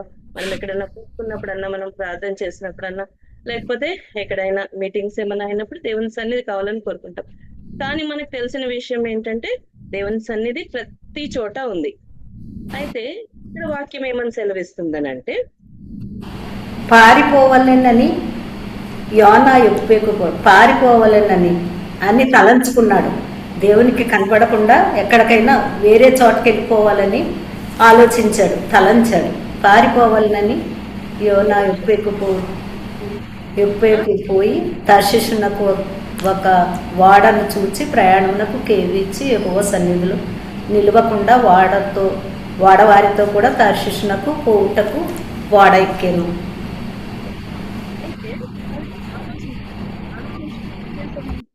దేవుని సన్నిధి నుంచి పారిపోయాడు అని ఉంది. అయితే మనము ఈ రోజు చూద్దాము, దేవుని సన్నిధి నుంచి పారిపోవడం సాధ్యమా, దేవుని సన్నిధి ప్రతి చోట ఉన్నప్పుడు ఇది సాధ్యమా అనేసి మనం చూద్దాం. అయితే దేవుని సన్నిధిలో దేవుని వాక్యం అయితే ఏమని ఇక్కడ ఉందంటే యోనా పారిపోయాడు దేవుని సన్నిధి నుంచి అని ఉంది. అయితే ఇది సాధ్యమైన విషయమేనంటే అవును సాధ్యమే. ఎలా సాధ్యము అనేసనంటే మనకి తెలుసో తెలియకనో మనం ఎన్నోసార్లు ఏం చేస్తూ ఉంటాము, మనం బిజీగా ఉంటాం. కొన్నిసార్లు పొద్దున్న లెగుస్తాము, నాకు చాలా పనులు ఉన్నాయి, లేకపోతే నేను ఈ పనుల్లో బిజీగా ఉన్నాను, లేకపోతే నాకు టైం లేదు, లేకపోతే నాకు మూడే లేదు, లేకపోతే నా మనసు బాగోలేదు, లేకపోతే నేనేం చేస్తాను, నాకు టైం లేదు, లేకపోతే నాకు ఈ పనులు ఉన్నాయి, ఆ పనులు ఉన్నాయి, నాకు ఇది ఉంది. అంటే ప్రతిదానికి సమయము సందర్భం ఉంటది. కానీ మనం ఏం చేస్తామంటే ప్రార్థనకి సమయం తీయకుండా ఏమంటాము, నేను ప్రార్థన చేయలేను, సర్లే నేను ప్రార్థన ఈ రోజు ఎవరితోటో నేను గొడవ పడ్డాను, లేకపోతే నా మనసు బాగలేదు, లేకపోతే నా మూడ్ బాగలేదు, లేకపోతే నాకు ఇప్పుడు ఇంత టైం లేదు అదే అని చెప్పుకుని మనం ఏం చేస్తామంటే ప్రార్థన చేయడం మానేస్తాం. అయితే పొద్దున్న లేచిన తర్వాత మనం క్రైస్తవులుగా అందరం చేసే పని ఏంటి అంటే పొద్దున్న లేచిన తర్వాత ప్రార్థన చేస్తాం. అంటే ఒక స్పెషల్ టైం అని కానీ, లేకపోతే ఇంత సమయం అని కానీ, మనలో ఎవరమైనా ప్రత్యేకంగా ఇంతే టైము, ఇంత సమయము, లేకపోతే ఈ సమయము అలాగని ప్రత్యేకంగా దేనికి అంటే ప్రేయర్ గురించి కేటాయించాం. అంటే చేసేస్తాం, ప్రార్థన చేసేసి దేవా నాకు ఇది కావాలి అంటే దేవుని సన్నిధికి వెళ్తాము, కానీ దేవుని సన్నిధి మనతోటి ఉండదు. ఎందుకంటే వెళ్తాం, దేవా నాకు ఇది కావాలి అది కావాలి అన్ని అక్కర్లు అడిగేస్తాము, కానీ దేవుని సన్నిధిలోకి వెళ్తున్నాం, కానీ దేవుని సన్నిధి మనకు ఉన్నట్టు మనము అనుభవిస్తున్నట్టు మనకి తెలియదు అనమాట. అయితే మనం ఎన్నిసార్లు ఏమనుకుంటాం, ఒక్కొక్కసారి అయితే పొద్దున్న లేస్తాం కదా, ఒక 5 గంటలకు లేగాల్సిన టైం 6 గంటలకు లేగుస్తాం. 6 o'clock లేచిన తర్వాత టైం ఉండదు, వేరే పనులు చేసుకోవాలి, లేకపోతే మన జాబ్స్కి వెళ్ళిపోవాలి. ఏం చేస్తాం, ప్రేయర్ చేసుకోం, వెళ్ళిపోతాం. సర్లే ఏమవ్వదులే, ఒక్కసారి ప్రేయర్ చేయలేదు కదా ఏమవ్వలేదులే, ఒక్కసారి బైబిల్ చదువుకోలేదు కదా నేను ఏమవ్వలేదులే, ఈ ఒకటే వారం కదా నాకు బాగాలేదు, నాకు 103 టెంపరేచర్ ఉంది, నేను చర్చికి వెళ్ళలేదు కదా ఏమవ్వదులే. అయితే దేవుడు నాకు ఈ దినమంతా చేసిన మేలుని బట్టి దేవుణ్ణి స్తుతించలేదు కదా ఏమవ్వదులే. అంటే మన మైండ్ సెట్ ఎట్లా చేంజ్ అయిపోయిందని అంటే ఏమవ్వదులే అనేసి అనుకో. ఎందుకంటే ఇది కృపాకాలంలో మనం ఉన్నాం కాబట్టి దేవుని దగ్గరికి వెళ్ళి మనము ఏది అవ్వదు అంటే చేసినా చెయ్యకపోయినా నమ్మకార్థంగా మనము మన లైఫ్ లీడ్ చేస్తున్నాం. అంటే ఒక్కసారి ప్రార్థన చెయ్యకపోయినా కూడా ఏం కాదులే అన్న మైండ్ సెట్ కి మనం అందరం వచ్చి అదే ఆరాధన గాని, లేకపోతే చర్చికి వెళ్ళే విషయంలో గాని, ఉపవాసం ఉండే విషయంలో అయినా కానీ క్రైస్తవులుగా మనము పాటించాల్సిన ఏవి కూడా మనం ఎలాగ అనుకుంటామంటే పర్వాలేదు, ఓకే, చేయకపోతే ఓకే, ఏమవ్వదు, ఎందుకంటే తీర్పు లేదు కదా, కృపాకాలంలో ఉన్నాం. అననీయ సఫేరా వాళ్ళు వాళ్ళ భూములు అమ్ముకున్న తర్వాత అపోస్తలుల పాదాల దగ్గరికి వాళ్ళకి సమస్త ఆస్తిని తీసుకొచ్చి వాళ్ళ పాదాల దగ్గర పెట్టినప్పుడు ఆయన ఏమడిగాడు? ఇది మీరు దేవుని ఆత్మ ఆయన మీదకి వచ్చినప్పుడు తను ఏమని అడుగుతాడు? ఇంతకే అమ్మారా, ఇంతకే మీరు అమ్మారా అని అన్నప్పుడు అయితే తన ఎవరు అననీయ ఏం చేస్తాడు? అబద్ధం ఆడతాడు. అబద్ధం ఆడతాడు.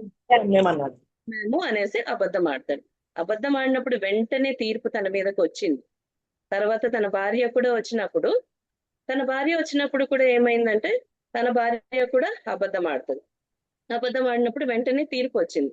అయితే అలాంటి కాలంలో మనం లేము. దేవుని కృపాకాలంలో మనం ఉన్నాం. మనం ఎన్ని అబద్ధాలు చెప్పినా, మనము ఎంత దేవుని దగ్గర మనం నిర్లక్ష్యంగా ఉన్నా, ఎంత మన సమయాన్ని మనము వృధా చేసుకుని దేవునికి ఇవ్వవలసిన సమయాన్ని మనం ఇవ్వకుండా దేవునితో గడపాల్సిన సమయాన్ని గడపకపోయినా కూడా మనకి దేవుని కృపాకాలంలో ఉన్నాం కాబట్టి మనకి ఏం అవ్వట్లేదు కాబట్టి మనము ఇది పర్వాలేదులే అన్నట్టు మనము ఉంటున్నాం. ఈ దాంట్లో దేవుణ్ణి స్తుతించకుండా ఉన్నా కూడా పర్వాలేదు మనకి. మనం ఎప్పుడు స్తుతిస్తాము? శనివారము ఒక 10 నిమిషాలు ఏదో ఆరాధన అన్నప్పుడు మనం 2 చేతులు ఎత్తి దేవుణ్ణి స్తుతిస్తున్నాం అంతే సమయము. లేకపోతే ఆరాధనకి వెళ్ళినప్పుడు చర్చికి వెళ్దాము. 10 o'clock చర్చ్ అని అంటే 10:30, 11 o'clock, 12:30కి వెళ్ళినా కూడా అది ఆరాధన ఓకే, మనం వస్తున్నాం కదా, అటెండెన్స్ అయితే ఉంటుంది కదా అని అంటే మనమే మొండిబారిపోయాం అన్నమాట. మనము మన హృదయాన్ని చాలా కఠినపరుచుకుని మనము ఏంటి టైము ఒకటి పాటించము. దేవుని సన్నిధికి వెళ్ళాలని అంటే మనకి ఒక భయము భక్తి లేకుండా మనము అంటే ఓకే అన్నట్టు అని అనుకుంటాం. అయితే ఇక్కడ ఈ వచనాల్లో చూస్తుంటే యోన తనకు తను ఏమనుకున్నాడు? సర్లే, నేను ఇప్పుడు ఒకవేళ దేవునికి ప్రార్థన చేస్తే దేవుడు ఖచ్చితంగా నాతో మాట్లాడితే ఏమంటాడు? నినివేకి వెళ్ళు అని చెప్తాడు. వెళ్ళమన్నప్పుడు ఆ నినివే పట్టణస్తులంట చాలా దుష్టులు. వాళ్ళ తలంపులన్నీ మూర్ఖపు తలంపులను దుష్టులంట వాళ్ళు. అయితే అలాంటి ప్రదేశానికి వెళ్ళడానికి ఎవరికి ఇష్టం ఉండదు. అయితే అలాంటి ప్రదేశానికి దేవుడు నన్ను వెళ్ళమంటున్నాడు. ఇప్పుడు నేను ప్రార్థన చేస్తే ఖచ్చితంగా దేవుడు నన్ను మరలా వెళ్ళమంటాడు. అందుకని ఏం చేశాడనంటే యోన ప్రార్థన చేయకుండా దేవునికి నో అని అనలేదు. అంటే దేవా నేను వెళ్ళను అని చెప్పలేదు, దేవునితో మాట్లాడలేదు. అంటే దేవునికి ఇంకా ప్రార్థన చేయడం ఆపేశాడు అనమాట. ఆపేసి ఏం చేశాడు? తార్షీషికి వెళ్ళిపోవడానికని ఓడ ఎక్కాలనేసి తను ఆలోచించుకుంది. అయితే ప్రార్థన చెయ్యలేదు అన్నది ఆ స్థితి. మనం ఎప్పుడైతే దినంలో ఒక్కసారి కూడా మనం ప్రార్థన చేయలేదు అని అంటే అది ఏంటి అని అంటే మనము దేవుని సన్నిధి నుంచి పారిపోతున్నాం అనమాట. దేవుని సన్నిధి నుంచి మనం పారిపోతున్నాం అని అంటే మనం ఎక్కడికో వెళ్ళిపోతాము, ఎక్కడికి దేవుడు మనల్ని చూడలేడు అంటే ప్రతి స్థలము దేవునికి అనుదృష్టి ఉంటుంది. అలాంటప్పుడు మనం ఎక్కడ పారిపోలేం కదా. పారిపోలేనప్పుడు ఇక్కడ మనము ఎలా పారిపోతున్నాం దేవుని సన్నిధి నుంచి? మనము ప్రార్థన చేయకుండా, మనం వాక్యం చదవకుండా, దేవుణ్ణి స్తుతించకుండా, దేవునికి ఇవ్వవలసిన సమయాన్ని, దేవునికి ఇవ్వవలసిన ఘనతని మనం ఇవ్వకుండా మనం ఏం చేస్తున్నాము? దొంగిలించే వారిగా ఉంటున్నాం. అలాంటప్పుడు మన హృదయాన్ని మనం కఠినపరుచుకుని మనం ఏమనుకుంటున్నాము? ఇది ఓకే, ఎందుకంటే మనకి తీర్పు రావట్లేదు, ఇది సర్లే పర్వాలేదు, దేవుడు ఏమంటలేడు, దేవుడు చూసి కూడా ఏమంటలేదు. కానీ దేవుని కనుదృష్టి ఎల్లప్పుడూ మనందరి మీద నిత్యము ఉంటది. మనం అలాగా అనుకున్నప్పటికీ కూడా దేవుని సన్నిధి మనతోటి నిత్యం ఉంది. మనం ఏమనుకుంటే ఈరోజు వెళ్ళలేను, నాకు నీరసంగా ఉంది, లేకపోతే నేను ఈరోజు చేయలేను, నాకు సమయం లేదు, ప్రతిసారి ఇదే. లేకపోతే నాకు ఇప్పుడు ఉన్న పరిస్థితిని బట్టి చుట్టుపక్కల అందరూ ఉన్నారు, ఈ పరిస్థితుల్లో నేను ఎలాగా ప్రార్థన చేయాలా, లేకపోతే ఈ పరిస్థితుల్లో నేను ఎలాగా బైబిల్ చదువుకున్నాను అనుకుంటా. అది కాదంట. మనము దేవుని సన్నిధిలో ఉన్నాము అన్న నిదర్శన ఏంటి అనంటే దేవునితోటి సత్సంబంధం కలిగి దేవునికి నిత్యము ప్రార్థన చేసేవారుగా, నిత్యము దేవునితోటి మాట్లాడుకునే వారుగా ఉండాలి. ఎప్పుడైతే దేవునితోటి యోన మాట్లాడొద్దు అంటే యోనకి తెలుసు ఏంటి, నేను ప్రార్థన చేశానంటే దేవుడు ఖచ్చితంగా జవాబిచ్చాడంటే నన్ను ఖచ్చితంగా వెళ్ళమంటాడు. అయితే నినివేకి ఎందుకు వెళ్ళొద్దు అని అనుకున్నాడనంటే యోన వాళ్ళ తండ్రినంట నినివే పట్టణస్థులు చంపేశారు. అయితే అసలు యాక్చువల్ గా అయితే వీళ్ళ ప్రదేశంలోకి వెళ్ళిన తర్వాత నా తండ్రి చంపబడ్డాడు అని ఈయనకి ఎప్పుడైతే తెలిసిందో, దేవుడు చెప్పినప్పుడు నినివేనేమి దీవిస్తానని చెప్పమని చెప్పలేదు. ఏమని చెప్పాడు? వీళ్ళ దుష్టత్వం నా కంటికి అంటే నాకు ఎక్కువ అయిపోయింది కాబట్టి వాళ్ళని నాశనం చేస్తానని చెప్పమని చెప్పాడు. అయితే సంతోషంగా వెళ్ళాలి కదా, కానీ యోనా ఏం చేశాడంటే భయపడి అంత దుష్టుల మధ్యలోకి నేను ఎందుకు వెళ్తాను, నేను వెళ్ళను అనేసి దేవునితో కూడా నో అని చెప్పలేదు. కానీ ఆయన ఏం చేశాడంటే ప్రార్థన చేయడం ఆపేశాడంట. ప్రార్థన చేయడం ఆపినప్పుడు ఏం చేశాడంటే అనుకుని అప్పుడు ఇంకొకటి ఓడ, ఏ ఓడకి ఎక్కాడు? తార్షీషుకి ఒక ఓడ చూచి ప్రయాణమునకు కేవు ఇచ్చి యెహోవా సన్నిధి నిలువక ఓడవారితో కూడి తార్షీషునకు పోవుటకు ఓడ ఎక్కాను. తార్షీష్కి వెళ్ళడానికి ఇంకా ఓడ ఎక్కేసాడు అనమాట. అంటే వేరే వాళ్ళతో అంటే అన్యజనులతో కూర్చుని ఆయన కూడా ఓడ ఎక్కేసి వెళ్ళిపోయాడు. అయితే యెహోవా సముద్రం మీద పెద్ద గాలి పుట్టింపగా సముద్రం ఎందు గొప్ప తుఫాను రేగి ఓడ బద్దలైపోవు గతి వచ్చింది. అంటే ఎంత పెద్ద తుఫాన్ వచ్చింది అని అంటే ఓడంట బద్దలైపోయే అంత పెద్ద తుఫాన్ వచ్చిందంట. వచ్చిన తర్వాత కాబట్టి నావికులు భయపడి ప్రతివాడు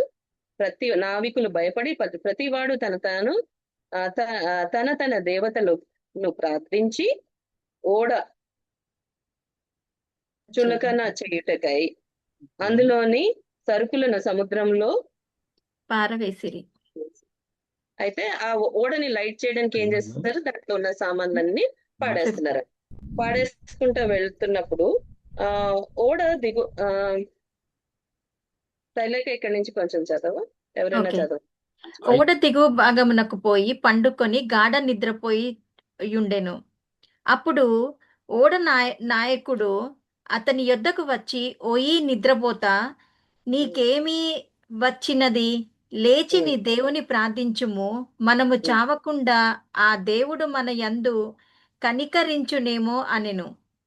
అంతలో ఓడవారు, ఎవరిని బట్టి ఇంత కీడు మనకు సంభవించినది తెలియుటకై మనము చీట్లు వేతుము రండని ఒకరితో ఒకరు చెప్పుకొని చీట్లు వేయగా చీటి యోనా మీదకి వచ్చాను.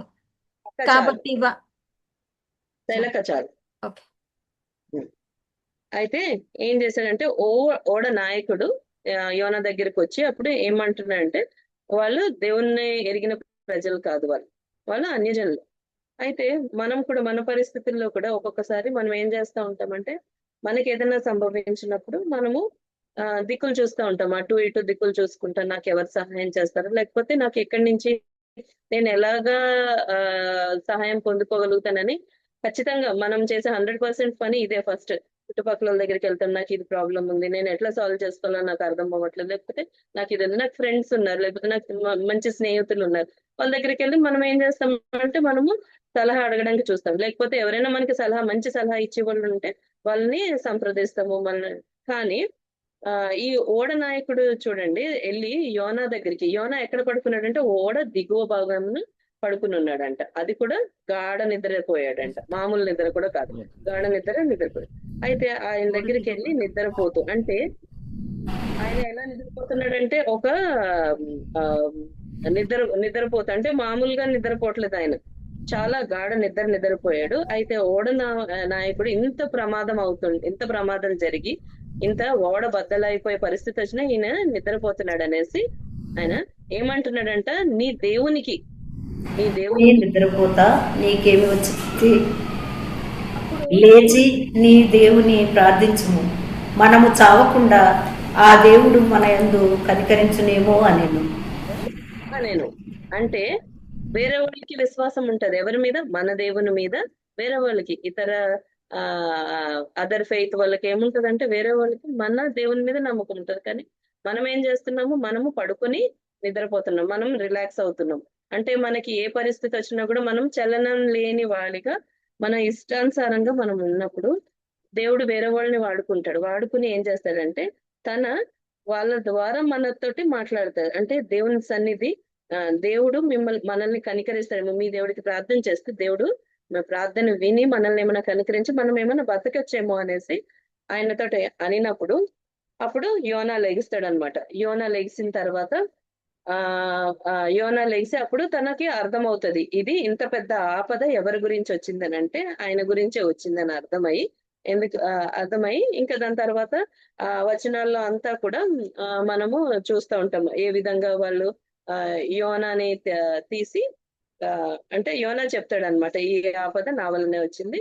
సో మీరు నన్ను తీసి సముద్రంలో పడవేస్తా అంటే అప్పుడు కూడా వాళ్ళు భయపడతారు. ఏమని భయపడతారంటే, నువ్వు నిజమైన దేవుని కుమారుడు కాబట్టి, దేవుని పిల్లలు కాబట్టి వాళ్ళు ఎందుకంటే భయపడ్డారు. ఏమని, ఒకవేళ ఈ శాపం మా మీదకి వస్తుందేమో, నిన్ను చంపిన శాపం మా మీదకి వస్తుందేమో అని భయపడి వాళ్ళు వేసేటప్పుడు కూడా దేవుణ్ణి క్షమాపణ అడిగి ఆయనని దాంట్లో ఓడలో వేసేస్తారంట.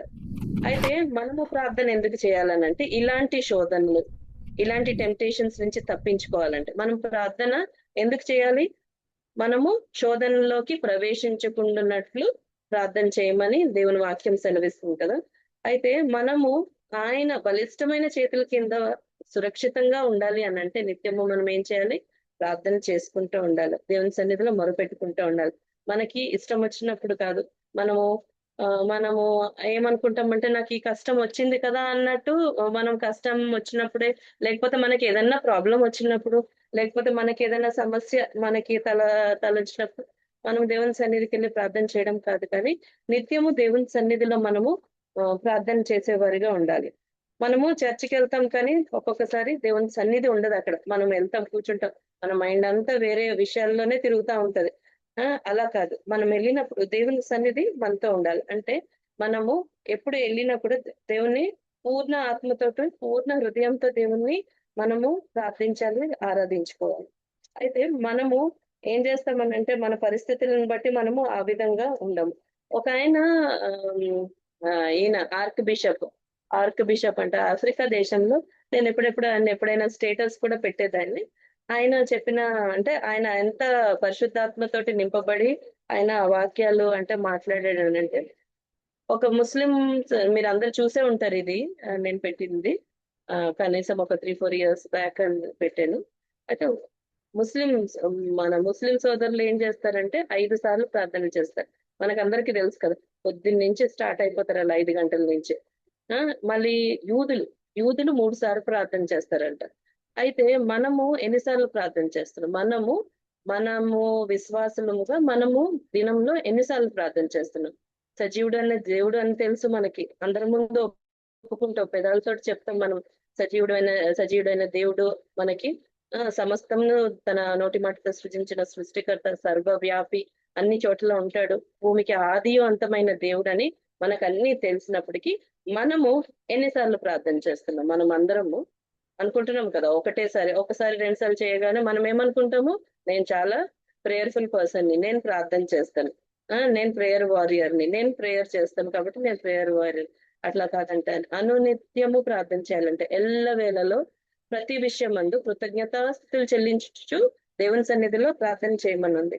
అయితే మనకి ఈ వాక్యాలు ఏం గుర్తురావు. మన పరిస్థితి మనకి ఎదురైనప్పుడు ఏం చేస్తాం? మనం ప్రార్థన చేయము. మనం చుట్టుపక్కల దగ్గరికి పరిగెడతాం. లేకపోతే ఫస్ట్ ఎవరైనా కూడా దేవునికి ప్రాధాన్యత ఇచ్చి, ఈ ప్రాబ్లం వచ్చిందని అంటే కళ్ళు మూసుకుని, దేవా నాకు ఈ పరిస్థితి ఉంది, నాకు ఈ పరిస్థితి నుంచి విడుదల దయచే అనేసి మనం ఎవ్వరం కూడా అంటే అంత ప్రార్థన చేసేవాళ్ళు. మనం ఏమనుకుంటాము, ఇప్పుడు మొత్తం టోటల్ పాపులేషన్ లో వరల్డ్ లోనంట మొత్తం అంతా దాంట్లో క్రిస్టియానిటీ ఎక్కువ ఉన్నప్పటికీ కూడా ఎంతమంది ఎన్నిసార్లు ప్రార్థన చేస్తారో 1-2 సార్లు చేసేసి అనుకుంటారు మనం చాలా గ్రేట్, మనము చాలా సోఫిస్టికేట్ అయిపోయాం. మన మైండ్స్ ఇవన్నీ మనకి ఎట్లా మైండ్ మౌల్డ్స్ చేసుకుంటున్నాం అనంటే, మనం ఏమనుకుంటున్నాం అనంటే మొత్తం అంతా మనము ఎక్కువ క్యాప్చర్ చేసేసుకున్నాం. వరల్డ్ లో ఎక్కువ ప్లేస్ క్రిస్టియానిటీదే ఉంది. క్రిస్టియానిటీ అని పేరు మాత్రం ఉంది, కానీ మనము నిజంగా క్రైస్తవులుగా మనము మన ప్రవర్తన గాని, మన దేవునితో సంబంధం గాని, దేవునితో సత్సంబంధం గాని మనకి లేకుండా ఉంటుంది. మనం ఆ విధంగా కాకుండా మనం ఏం చేసుకోవాలనంటే, అందరం చాలా వరకు ఇంతవరకు మనం ఉన్నామనంటే మనం అందరం ఒప్పుకోవాల్సిందే. నేను ప్రార్థన చేసుకుని దేవుని సన్నిధిలో నేను అడిగి నేను ఇవన్నీ పొందుకున్నాను అనేసి. ఇందాక కూడా అది చిరీవలు పాడిన పాటలో కూడా ఉంది కదా, అంటే నేను పొందుకున్నది సమస్తము నీ వల్లనే అనేసి. ఒక స్టేజ్కి వచ్చిన తర్వాత మనం ఆగిపోతాం అన్నమాట, మనం మర్చిపోతాము ఆ ప్రేయర్. మనకి అనాయింటింగ్ ఎలాగొస్తది అని అంటే మనము దేవుని వాక్యంని ప్రకటించటం ద్వారా గాని, లేకపోతే మనము బైబిల్ చదువుతుంటే కాదంట, మనము దేవుని సన్నిధిలో మోకరించి ప్రార్థన చేసినప్పుడు దేవుని ఆత్మ మన మీదకి దిగి వస్తది. అయితే అలాంటి ప్లేస్ ఎక్కడైతే దేవుని ఆత్మ దిగి వస్తుందో ఆ ప్లేస్ ని వదిలేసి, మనకి అన్ని ఇప్పుడు వచ్చేసాయి కదా, ఇల్లు వచ్చేసింది, కారు వచ్చేసింది, బంగ్లా వచ్చేసింది, మనకి గోల్డ్ ఉంది, ఐశ్వర్యం ఉంది, ఆరోగ్యం ఉంది, అంత ఇంకేం కావాలో మనకి అనేసి మనము ఈ అంత్యకాలంలో, ఈ అంత్య దినాల్లో మనము ఈ ఇంత భయంకరమైన పరిస్థితుల్లో నుంచి మనము బయటికి రావాలి అని అంటే, అది మళ్ళీ మనం ఎక్కడికి వెళ్ళాలి, మన మోకాల మీదకి వెళ్ళి దేవుణ్ణి ప్రార్థన చేయాలి. దేవునికి ప్రార్థన చేసి దేవుని సన్నిధిలో మన సంబంధం దేవునితోటి బలపరచుకోవాలి. మీరు ఎప్పుడైనా కాదు, మనం ఎప్పుడైనా చూస్తూ ఉంటాము ఏంటనంటే, గొర్రెల మంద వెళ్తా ఉంటది. గొర్రెల మంద వెళ్తున్నప్పుడు ఎప్పుడైనా అంటే మనం దాటాలని అనుకున్నాం, మనం బండిలో ఉన్నాం, మనం దాటాలని అనుకుంటున్నాం, ఏం చేస్తాము, ఆ గొర్రెలన్నీ వెళ్ళే వరకు ఆగుతాం. ఎందుకు ఆగుతాము? ఒకవేళ ఒక 4-5 గొర్రెలు అనుకో, కొంచెం హార్న్ కొట్టేసి లేకపోతే ఒకదాన్ని లేకపోతే ఇంకొక దాన్ని అంటే కొట్టుకుంటా వెళ్ళిపోవచ్చు. అవి ఏమనవు, గొర్రెలు కదా, అవి చాలా సాధువు జంతువులు. అవి పాపము నోరు కూడా తెరవు, మనం కొట్టినా కూడా అవి ఏమనవు. ఒకటి తీసుకుని మనం వచ్చేసేసినా కూడా వాటికి తెలియదు కూడా, ఎవరు ఏమనరు. కానీ మనము ఒకరిని చూసి భయపడతాం అక్కడ. ఎందుకు మనం తీసుకోము, వచ్చి తెచ్చుకుని మళ్ళీ మనము ఏమైనా చేసుకోవచ్చు కూడా గొర్రెలను తెచ్చుకున్నా కూడా. కానీ మనం తీసుకురాము. ఎందుకు తీసుకురాము అని అంటే, అక్కడ ఒక కాపరి ఉన్నాడు, మందకి ఒక కాపరి ఉంటాడు. ఆయన చేతిలో ఏముంటది, పెద్ద దొడ్డు కర్ర ఉంటది. ఆ కర్ర చూస్తాము, ఆ కాపరి ఉన్నాడు అక్కడ అని చూస్తాము. చూసిన తర్వాత ఏం చేస్తామంటే మనం స్లో అవుతాం, దాని మీద నుంచి వెళ్ళిపోకుండా ఏం చేస్తామంటే దేవుని అక్కడ ఆయన ఉన్నాడు కాబట్టి మనము నెమ్మదిగా వెళ్తాం. లేకపోతే ఆయన వెళ్ళిన తర్వాత, లేకపోతే మనకి ప్లేస్ ఇచ్చినాక మనం ఏం చేస్తాము, మనం వెళ్తాం. అదే విధంగా దేవుడు మనల్ని ఒక కంచె వేసి మనల్ని గొర్రెల్లాగా, మనకేం తెలియదు, మనం ఎటంటే అటు వెళ్ళిపోతాం. మనకి అసలు మనల్ని ఎవరైనా వచ్చి మనము ఇటు నడండి అని అంటే అటు వెళ్ళిపోతాం, ఇటు నడు.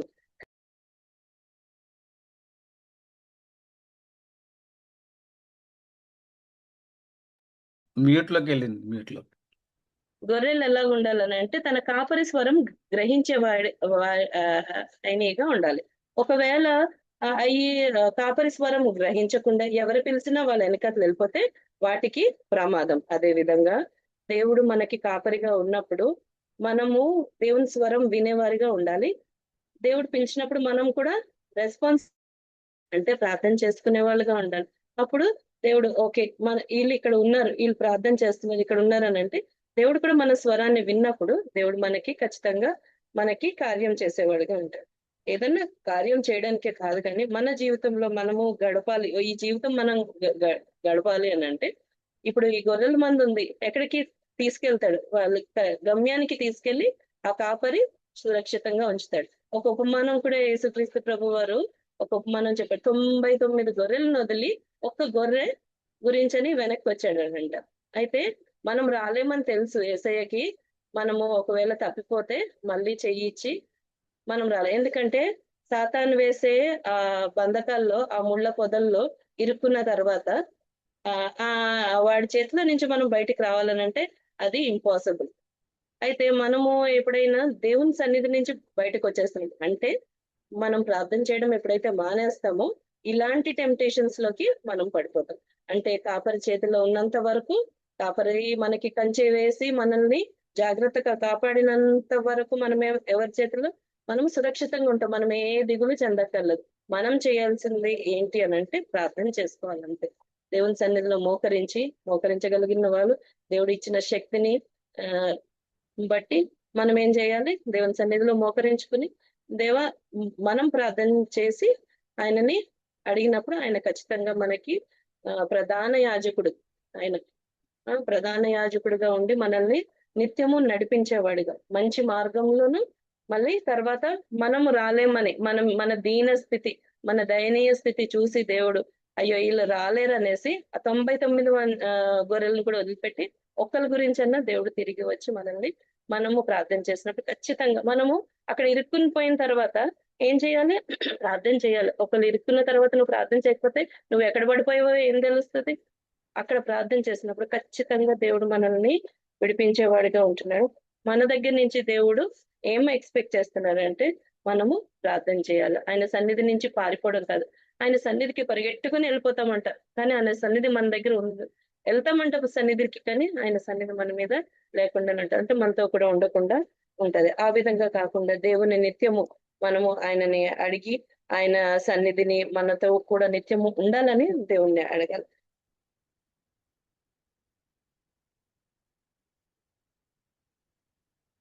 ఫిలిప్పీ 4:6 ప్రకారం pray that you may not enter into temptation. మనము శోధనలోకి పడకుండానట్లు ఎవరైనా హెల్ప్ చేయండి. ఫిలిప్పీ 4:6. ఫిలిప్పీలు 4:6. దేనిని గూర్చి చింతపడకుడి, కానీ ప్రతి విషయంలోనూ ప్రార్థన విజ్ఞాపనముల చేత కృతజ్ఞతాపూర్వకంగా మీ విన్నపములు దేవునికి తెలియచేయుడి. అప్పుడు సమస్త జ్ఞానమునకు మించిన దేవుని సమాధానము యేసు క్రీస్తు వలన మీ హృదయములకు మీ తలంపులకు కావలియుండును. అయితే మన పరిస్థితులను బట్టి ఖచ్చితంగా 100కి 100% మనం ఏం చేస్తామంటే ఫస్ట్ మోకాల మీదకి మనం 99.9% అయితే రాము. ఫస్ట్ నాకు ఎవరైనా సహాయం చేస్తారా? ఏ డాక్టర్ దగ్గరికి వెళ్ళాలా, లేకపోతే నేను అనారోగ్యంగా ఏ డాక్టర్ దగ్గరికి వెళ్ళాలి, లేకపోతే నాకు ఎవరు సహాయం చేయగలిగిన వాళ్ళు ఉన్నారు, ఎవరు తెలివైన వాళ్ళు ఉన్నారు, ఎవరు నాకు మంచి సలహాలు ఇవ్వగలగారు అనేసి మనం అటు ఇటు పరిగెడతాం. కానీ మనం ప్రార్థన చేసినప్పుడు అది ఏంటి సూచిస్తుందని అంటే దేవుని సన్నిధిలో మనం నిల్చున్నామని అది సూచన అన్నమాట. మనము దేవుని సన్నిధిలో నిల్చున్నామంటే సూచన ఏంటి? మనము చర్చిలో కనపడుతున్నామా? అది దేవుని సన్నిధిలో మనం ఉంచున్నామని వేరే వాళ్ళకి సూచన. మనం ఈ జూమ్ మీటింగ్ లో అటెండ్ అవుతున్నామా? మనం దేవుని సన్నిధిలో ఉన్నామని అది సూచన. అంటే మనము చెప్పకనే అందరికి ఏం చెప్తున్నాము? మనము ఇతరులు మనల్ని చూసినప్పుడు వీళ్ళు దేవుని సన్నిధిలో ఉన్నారు. మనము చెప్పినా చెప్పకపోయినా దేవుని కంచె నిత్యము మన చుట్టూ ఉంది. ఎలీషా మీదకి యుద్ధానికి 3 రాజ్యాలు వచ్చినప్పుడు అప్పుడు వాళ్ళకి ఏం కనపడలేదు? ఫస్ట్ ఏం కనపడలేదు? ఇంటి చుట్టూ అగ్ని రథాలు ఉన్నట్టు కనిపించలేదు. కానీ ఆయన ఎప్పుడైతే ప్రార్థన చేసి ఇంకా తర్వాత ఎలీషా ఏం భయపడలేదు. బయటకు వచ్చి చూసిన తర్వాత వాళ్ళకి ఎవరైతే దండెత్తి వచ్చారో 3 రాజ్యాలు వాళ్ళకి కనిపిస్తున్నాయి. ఏంటి? అగ్ని రథాలు ఉన్నట్టు అగ్ని రథాలు కనిపిస్తున్నాయి. అంటే మనము ప్రార్థన చేసి వదిలిపెట్టేస్తే దేవుని కార్యము దేవుడు మనం ఎప్పుడైతే దేవుని సన్నిధిలో మనం ఆరాధిస్తూ దేవుని వాక్యాన్ని ధ్యానిస్తూ అది మనకి ఏంటి సూచన అంట? మనము దేవుని సన్నిధిలో ఉన్నామనేసి అది సూచనగా మనకి ఉంటుంది. ఇంకోటి, మనము ఇష్టపడిన వాళ్ళని మనకి ఎవరైనా ఇష్టం అనుకోండి, వాళ్ళు ఇష్టపడిన వాళ్ళని మనము ప్రేమించిన వాళ్ళని నేను ప్రేమిస్తున్నాను అని చెప్పి ఆయనతో మాట్లాడకుండా వాళ్ళతో మాట్లాడకుండా ఉంటే వాళ్ళు అది కరెక్టా? ఇప్పుడు నేను అంటాను, శైలక్క నేను ప్రేమిస్తున్నాను నిన్ను అని అంటారు, కానీ నేను నీతో మాట్లాడను. అప్పుడు నీకు ఏమని అనిపిస్తుంది? ఇది అబద్ధాలు చెప్తుందని ఈ కాదు ఈ ఏదో మాటలు చెప్పేస్తుంది అనేసి అని అనుకుంటాం. అంతేగాని దేవుణ్ణి ప్రేమిస్తున్నాము అని అంటే మనం ఏం చేయాలి? దేవుని ప్రేమిస్తున్నాము అని అంటే ఇవన్నీ దేవుని వాక్యం చదవాలి, అనుదినం దేవునితో సంబంధం కలిగి ఉండాలి, మనము ప్రార్థన చేయాలి, దేవుణ్ణి స్తుతించాలి, దేవుని సన్నిధికి వెళ్ళాలి. ఎక్కడైతే 2-3 కూడుంటారో అక్కడ నా సన్నిధి ఉంటదని దేవుడు వాక్యం సెలవిస్తుంది. కాబట్టి అప్పుడు మనము అందరితోటి కూడుకున్నప్పుడు, నలుగురితో కూడుకున్నప్పుడు అక్కడ నేను ఒకరు చూస్తున్నారు అనేసి మనం ఏదైనా మీటింగ్ అటెండ్ అవడమో 2-3 కూడుకోవడం కాదు. అక్కడ ఎవరుంటారు? సర్వశక్తి గల దేవుని సన్నిధి ఇక్కడ ఉంటుంది అనేసి ఎప్పుడైతే నమ్ముతామో మనము, అక్కడ ఇద్దరున్నా కూడా ఖచ్చితంగా మనం అక్కడ అందరం కలిసి ఇద్దరు కలిసి మోకాలేసి దేవుణ్ణి ఖచ్చితంగా స్తుతిస్తారు. అక్కడ దేవుని నామము మహిమపరచబడుతుంది అనమాట.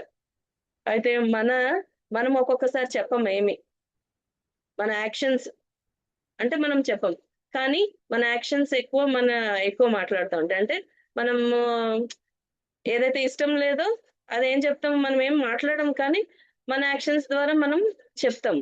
అయితే దేవుణ్ణి ప్రేమిస్తున్నామని అంటే కూడా దాంట్లో యాక్షన్స్ ఉండాలి. అంటే ఇవన్నీ దేవుని సన్నిధిలో మనం కనబడాయి, దేవుని సన్నిధిలో దేవుని ప్రేమిస్తున్నానని అన్నప్పుడు మన డీడ్స్, మన చేసే పనులు, మన చేసే కార్యాలన్నీ దేవుణ్ణి ఘనపరిచేగా ఉన్నప్పుడు, మన ఇంటెన్షన్స్ అన్ని ఉన్నప్పుడు, అప్పుడు ఇతరులు చూసి వీళ్ళు దేవుణ్ణి ప్రేమించే బిడ్డలు అనేసి వాళ్ళు మన గురించి దేవుణ్ణి సాక్ష్యం ఇస్తారు. అంతేగాని మనం చూసి వీళ్ళు దేవుణ్ణి ప్రేమిస్తారంటారు కానీ ఆదివారాలు వీళ్ళు ఇంట్లోనే ఉంటారు, వీళ్ళు పనులు చేసుకుంటూ ఉంటారు, వీళ్ళు అన్ని స్పెషల్స్ చేసుకుంటారు, వీళ్ళు ఇంట్లో ఉంటారు, కానీ దేవుని ప్రేమిస్తున్నాను అని అంటారు. కానీ నువ్వు వెళ్ళవా సండే నువ్వు వెళ్ళవా, ఎవ్రీ సండే వెళ్ళవా నువ్వు చర్చ్ కని? మా ఇంటి చుట్టుపక్కల నన్ను అంటూ ఉంటారు, ఎవ్రీ సండే వెళ్ళవా, లేకపోతే ఎప్పుడైనా సండే వెళ్ళలేదా, చర్చ్కి వెళ్ళలేదా అని. అంటే మనం ఏం సాక్ష్యం ఇస్తున్నాము దేవుని గురించి? అది మంచి సాక్ష్యము కాదు. అయితే ఇంకొకటి ఏంటంటే దేవుని సన్నిధి మనలో మన మూడ్ని బట్టి, మన మూడ్ని బట్టో, మన పరిస్థితులను బట్టో, లేకపోతే మనకున్న సౌకర్యాలని బట్టి మనము దేవుని సన్నిధి నుంచి మనం పారిపోకూడదు. ఇంకొకటి, యేసుక్రీస్తు ప్రభువుల వారు సిలువ వేయబడినప్పుడు ఆయనకి ఇష్టమయ్యి తన అంటే సిలువమాను మీదకి ఎక్కారా అంటే ఇష్టం లేకపోయినా దేవా ఇది నీ చిత్తమని ప్రార్థన చేసి గెత్సెమనే తోటలో ఆ ముందు రాత్రి ప్రార్థన చేశారు. అంటే ప్రార్థన చేసినప్పుడు ఎలాంటి అడ్డంకులైనా కూడా, ఎట్లాంటి కష్టం ఉన్నా కూడా దేవుడు మనల్ని తప్పిస్తారు. అది తర్వాత మహిమ గురించని యేసుక్రీస్తు వారు ప్రభుల వారు కూడా తన ఇష్టం లేకపోయినా కూడా తను ఏమని అన్నారు, ఈ పాత్రలోనిది నేను తాగాలంటే కష్టమే, కానీ ఇది నీ చిత్తమే ప్రభువా, నీ చిత్తం అని దేవుని చిత్తానికి అప్పచెప్పుకున్నాం. మనం అందరం కూడా దేవుని చిత్తానికి అప్పగించుకునే వారుగా మనం ఉండాలి. మనము దేవునితోటి మనం ఏమంటున్నామనంటే ప్రార్థన చేసుకుంటా దేవునితోటి ఏమన్నా అంటున్నామంటే, దేవా నీవే నా దేవుడు, నీవే నా ప్రధాన కాపరివి, నీవే నా సంరక్షకుడు, నా పోషకుడు అని దేవునికి మనము చెప్తూ ఉన్నాం అనమాట. నువ్వు ప్రార్థనలో ఏమన్నా చెయ్యి, మనం ప్రార్థనలో ఏమన్నా చెయ్యి, కాకపోతే మనం ప్రార్థన చేసి మోకాలొంగినప్పుడు దేవునితో ఏమంటున్నామంటే, దేవా నీవు నా కాపరివని. ఏ విధంగా గొర్రెలకి కాపరి ఉన్నప్పుడు శత్రువు పారిపోయి, అంటే చుట్టుపక్కల ఎవరు రారు, అదే విధంగా శత్రువు ఏం చేస్తూ ఉంటాడంటే, వీళ్ళు ఎప్పుడు ప్రార్థన ఆపుతారో, ఎప్పుడు ఒక్కసారి ప్రార్థన ఆపినా కూడా శత్రువు అంట ద్వారబంధం దగ్గర రెడీగా ఉంటాడంట. ఎప్పుడు ప్రార్థన ఆపితే అప్పుడు వాకిన్ ఎంట్రీ, ఫ్రీ ఎంట్రీ లాగా ఆయన వచ్చేస్తాడనమాట.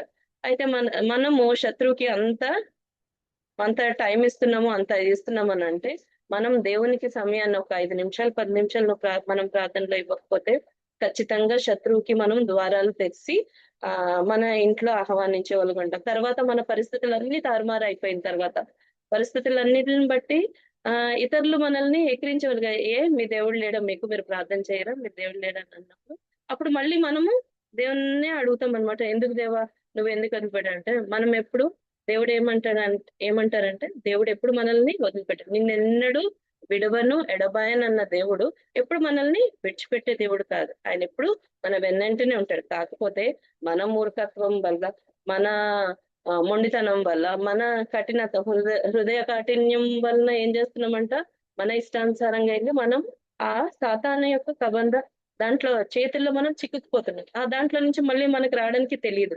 అయితే తండ్రి అయిన దేవుడు మనల్ని ఏమని చేస్తున్నాడంటే, మనము ప్రార్థన చేయాలి. ఎప్పుడు నిత్యము ప్రార్థన చేస్తున్నప్పుడు ఇవన్నీ సమకూడి మన మేలుకే జరుగునంట. ఇవన్నీ ప్రతిది కూడా. అప్పుడు దేవుడు మనల్ని పరలోకంలో పరిశుద్ధుల ఎదుట, ప్రధాన దూతల ఎదుట, దేవదూతల సమూహం ఎదుట మన గురించి దేవుడు సాక్ష్యం ఇచ్చేవాడు అంటున్నాడు. ఇచ్చేవారుగా ఉంటున్నారు. ప్రభు ఏమన్నా అంటే వాళ్ళందరి ముందు మనము దేవుని సన్నిధికి అంటే చర్చికి వెళ్ళినప్పుడు దేవుడు మన గూర్చి సాక్ష్యం, మంచి సాక్ష్యాన్ని మనము క్యారీ చేసే వాళ్ళుగా ఉంటున్నాం. మనం ఎక్కడికి వెళ్ళినా కూడా దేవుణ్ణి మనతో కూడా తీసుకెళ్లే వారిగా ఉండాలి. మనతో కూడా దేవుని సన్నిధి వచ్చేదిగా ఉండాలి. ఎందుకంటే అప్పుడు ఆది అపోస్తులలో వాళ్ళు నడుచుకుంటూ వెళ్తే వాళ్ళు నీడపడి ఎంతో మంది బాగైన వాళ్ళు, దెయ్యాలు వెళ్ళిపోయిన వాళ్ళు కూడా ఉంటున్నారు. మనకు కూడా అలాంటి ఆత్మ కుమ్మరింపు దేవుని సన్నిధి మనతో కూడా మనము చేయవలసింది ఒకటే, దేవుని సన్నిధిలో మోకరించి దేవుణ్ణి ప్రార్థించి మనం అడిగినప్పుడు అది మనకి గొప్ప ఆశీర్వాదం తీసుకొచ్చేదిగా ఉంటుంది. మన ఆశీర్వాదాలు ఏ విధంగా ఉంటాయంట, మనకి అవి 33:3 కుమారి యొక్క అది వాక్యము 33:3 ఫిలిప్పీయులకి ఆంటీ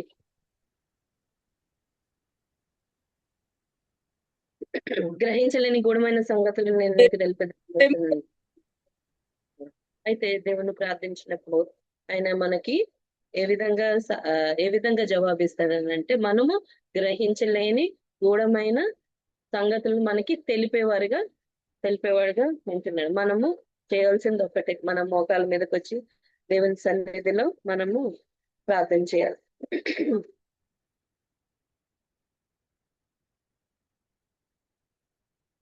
యోనా ఆఖరి వచనానికి వద్దాము. యోనా గ్రంథము 1వ అధ్యాయము 16 నుంచి 16-17. యోనా 16-17 వచనాలు ఎవరైనా సహాయం ఆ మనుషులు యెహోవాకు మిగుల బలి అర్పించి మ్రొక్కుబళ్ళు చేసిరి. అప్పుడు ఆ గొప్ప మత్యము ఒకటి యోనాను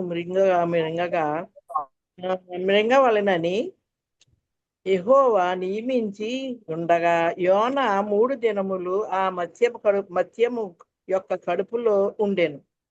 చాలా అంటే అయితే ఏమైంది, ఇది మొత్తం మనకి వృత్తాంతం అంతా మనకి తెలిసిందే. యోనాని తీసి సముద్రంలో పడవేయమన్నప్పుడు యోనాని సముద్రంలో వేసేస్తే ఒక పెద్ద మత్స్యం వచ్చి తనని మింగేసేస్తారు. మింగిన తర్వాత యోనా ఎక్కడున్నాడంటే ఇప్పుడు చేప కడుపులో ఎలాంటి పరిస్థితి ఉంటదంటే, మనకులాగా ఇట్లా రూములు కానీ లేకపోతే కొంచెం మంచి గాలి వెలుతురు ఉన్న ప్రదేశం కాదు. వెలుతురు అసలే ఉండదు, గాలి ఉండదు. ఇంకొకటి డైజెస్టివ్ ఎంజైమ్స్ అన్ని రిలీజ్ అవుతా ఉంటాయి. దాంట్లో ఈయన ఉన్నాడు. అంటే రకరకాలైన వాసనలు, అంటే చిమ్మ చీకటి అయిన తర్వాత ఎన్ని రోజులు ఉన్నాడంట యోనా? 3 రోజులు ఉన్నాడు. 3 రోజులు ఉన్నాడు అని అంటే 3 రోజుల వరకు కూడా యోనా అంటే బ్రతికే ఉన్నాడు, ఇవన్నీ అనుభవిస్తున్నాడు, అంటే ఇవన్నీ తెలుస్తున్నాయి, చూస్తున్నాడు. కానీ 3 రోజుల వరకు కూడా యోనా ప్రార్థన చేయలేదంట. ఎక్కడ కూడా మనకి యోనా ప్రార్థన చేసినట్టు లేదు. అంటే 3 రోజులు చేప కడుపులో ఉన్న తర్వాత కూడా ఆయన ప్రార్థన చేయలేదు. ఎంత మొండి కంటే, నేను వెళ్ళనంటే వెళ్ళను. తన మైండ్ లో ఏమన్నా అనుకున్నాడంటే, నేను నినివేకి వెళ్ళను అనేసి అనుకున్నాడు. దాని తర్వాత చేప కడుపులో 3 రోజులు ఉన్న తర్వాత అప్పుడు 2వ అధ్యాయంలో యోనా ఆ మత్స్య కడుపులో నుండి యోనా యెహోవాకు ఇలాగూ ప్రార్థించాను, నేను ఉపద్రవములో ఉండి యెహోవాకు మనవి చేయగా ఆయన నాకు ప్రత్యుత్తరం ఇచ్చెను. 3 రోజులు అయిన తర్వాత గర్భంలో నుండి నేను కేకలు వేయగా నీవు నా ప్రార్థన అంగీకరించి ఉన్నావు. 3 రోజుల వరకు ఆయన ఏం చేయలేదని ఉంది. అంటే అక్కడ ఏమి మెన్షన్ చేయలేదు, కానీ మనకేం అర్థమవుతుందంటే 3 రోజుల వరకు యోనా ప్రార్థన చేయలేదు. అంటే అప్పుడు ఒక్కసారి చేయకుండా మానేశాడు. తర్వాత ఓడ ఎక్కిన తర్వాత ఎప్పుడైతే చేప మింగేసిన దాని తర్వాత కూడా 3 రోజుల వరకు ప్రార్థన చేయకుండా మానిన తర్వాత అప్పుడు 3వ రోజున అప్పుడు దేవుని సన్నిధిలో అప్పుడు ప్రార్థన చేస్తున్నాడు. అంటే దేవుని సన్నిధిలో కనపడ్డాడంటే ప్రార్థన చేశాడు అనమాట. అయితే అప్పుడు ఏమని అంటున్నాడు, అప్పుడు కూడా మీరు ఈ అది చదవండి ఆంటీ ఒక్కసారి. చదవండి. మద్యం కడుపులో నుండి యోనా యెహోవాను ఎలాగూ ప్రార్థించెను. నేను ఉపద్రవములో నుండి యెహోవాకు మనవి చేయగా ఆయన నాకు ప్రత్యుత్తరం ఇచ్చాను.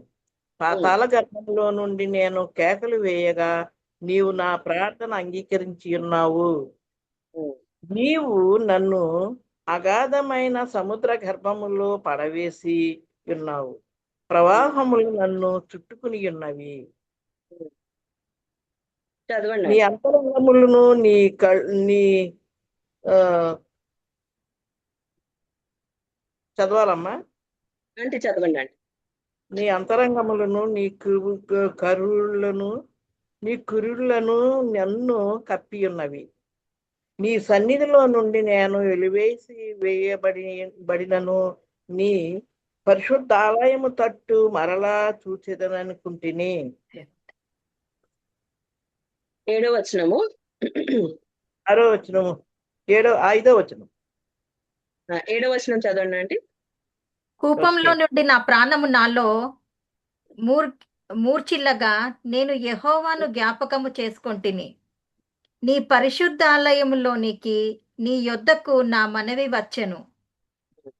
ఇప్పుడు ఏం చేస్తున్నాడంటే 3 దినాల తర్వాత యెహోవాను జ్ఞాపకం చేసుకుంటుంది. అంటే ఈ దేవుని సన్నిధిలో ఆయన ప్రార్థన చేశాడనమాట. అప్పుడు కృతజ్ఞతాస్తుతులు చెల్లించు నేను బలులను అర్పించేదను.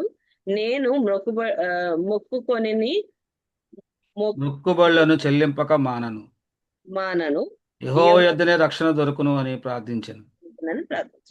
ఇప్పుడు అంతలో మనకి ఉపద్రవం కలిగినప్పుడు మనం ఏం చేస్తాం, దేవా మనకు తెలిసిపోతుంది నేను ఈ తప్పు చేశాను కాబట్టి నాకు ఇది వచ్చిందేమో అన్నట్టు మనకి కొంచెం డిజైనింగ్ ఉంటది. కాబట్టి మనం ఏమంటామంటే దేవా నన్ను క్షమించు దేవా, నేను ఈ తప్పు చేశాను, నేను మరలా ఇంకొకసారి చేయను అనేసి దేవుని సన్నిధిలో ఒప్పుకుంటాం. మనం మనుషుల ముందు ఒప్పుకోకపోయినా కూడా మనం ఏం చేస్తాము, మనము దేవుని సన్నిధిలో అయితే ఒప్పుకుంటాం. దేవా ఈ పరిస్థితిని బట్టి నువ్వు నాకు ఈ ఈ తప్పుని బట్టి నాకు ఈ పరిస్థితి వచ్చిందని ఒప్పుకుంటా. కానీ యోనా క్షమాపణ అడగలేదంట దేవుణ్ణి. ఆయన ఏమంటున్నాడు, దేవుని ఔన్నత్యాన్ని, దేవుని యొక్క గొప్పతనాన్ని, దేవుణ్ణి పొగుడుతున్నాడు, దేవుణ్ణి స్తుతిస్తున్నాడు. దేవుడు ఎంత గొప్పవాడో ఆయనని కీర్తించు ఆయన చాప కడుపులోనే దేవుణ్ణి స్తుతించిన వాడిగా మనం చూస్తున్నాం. అంతటా యెహోవా మత్స్యమునకు ఆజ్ఞ ఇవ్వగా అది యోనాను నేల మీదకు కక్కివేశాడు. అయితే దేవుడు ఎవరికి ఆజ్ఞ ఇచ్చాడు? మళ్ళీ దేవుడు ఎవరితో మాట్లాడలేదు, యోనాతో మాట్లాడలేదు, చేపతో మాట్లాడాడు. చెప్పాడు. చేపని చెప్పినప్పుడు చేప ఏం చేసింది? వెంటనే అదే ప్రార్థన యోనా అంటే మొదటి రోజు చేప మింగినప్పుడే, దేవా నన్ను క్షమించు, నువ్వు ఇక్కడికి వెళ్ళమన్నావు కదా. అవి ఏమీ లేదు. ఈ అధ్యాయం అంతా దేవుణ్ణి స్తుతించడము, దేవుణ్ణి గణపరచడము, దేవుని ఔన్నత్యాన్ని ఎరిగిన వాడిగా తను ఉంటున్నాడు. కాబట్టి అవన్నీ ఈ 2వ అధ్యాయం అంతా అలాగే ఉంది.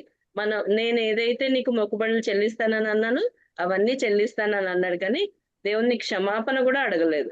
అయితే తండ్రి అయిన దేవుడు ఎంత కనికరం కలిగిన దేవుడు అని అంటే మన దగ్గర నుంచి క్షమాపణ అడగట్లేదు. దేవుడు చెప్పిన మాటకి లోబడి దేవుణ్ణి మనము ప్రార్థన చేయాలి, ఆయన సన్నిధిలో మోకరించాలని కోరే దేవుడిగా మన పక్షాలు ఉంటున్నాడు. అయితే యోనా ప్రార్థన చేయలేదు, కానీ ఆయన ఏం చేశాడు? ప్రార్థన చేసి ఆయన క్షమాపణ అడగలేదు, కానీ దేవుడు ఆయన ప్రార్థన విని 3 రోజుల తర్వాత ఏదైతే దేవుణ్ణి స్తుతించి గణపరిచి దేవుణ్ణి గణపరిచాడో దాన్ని బట్టి యోనా మత్స్యానికి ఆజ్ఞ ఇచ్చి దాన్ని బయట కక్కివేయమని చెప్పినప్పుడు యోనాని ఒడ్డు మీదకి తీసుకొచ్చి మత్స్యము కక్కేస్తుంది.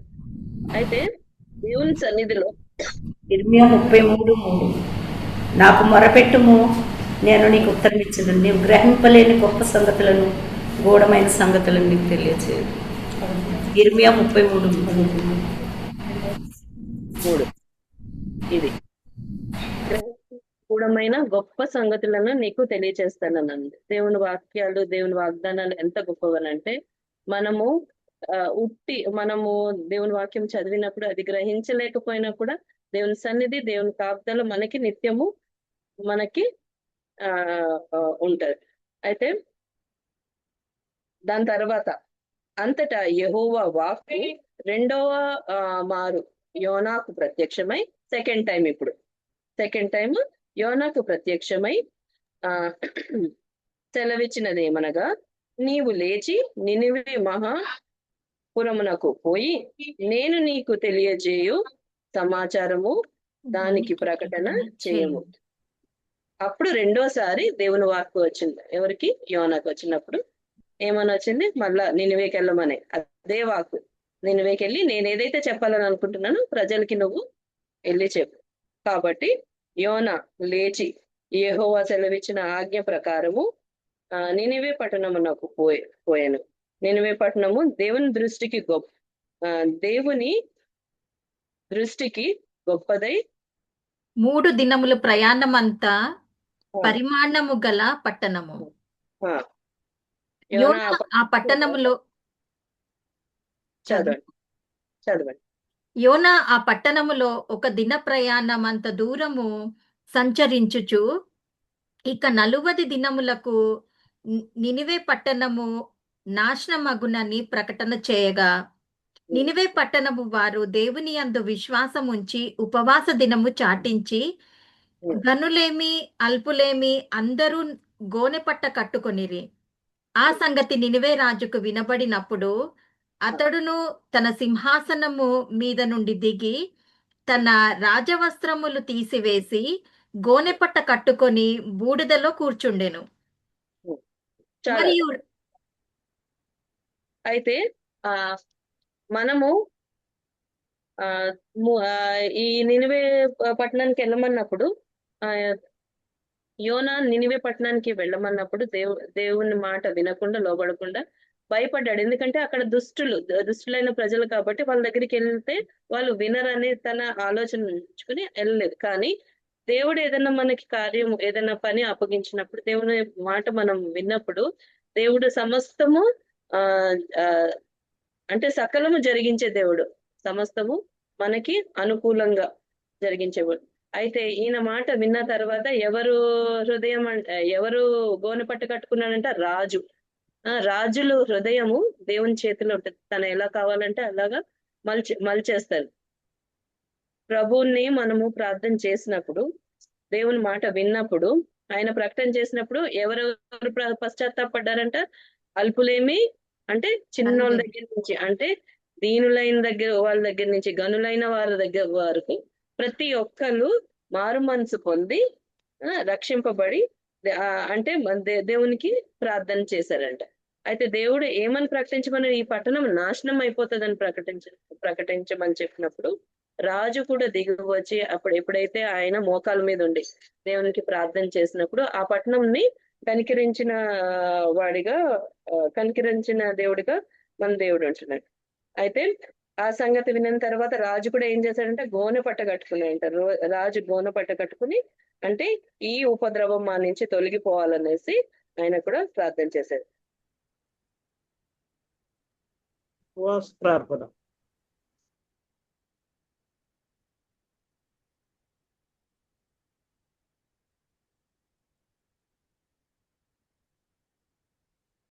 ఉన్న పరిస్థితి ఉపద్రవం వచ్చింది, ఇప్పుడు దేవుడు నాశనం చేసేస్తానని అన్నాడు కదా అనేసి మనకేమైపోతుంది? మనకి భయం కలుగుతుంది. లేకపోతే మన మూడ్ని బట్టి, లేకపోతే మనకున్న భయాన్ని, మనకున్న ఆందోళనని బట్టి మనం ఏం చేస్తాము?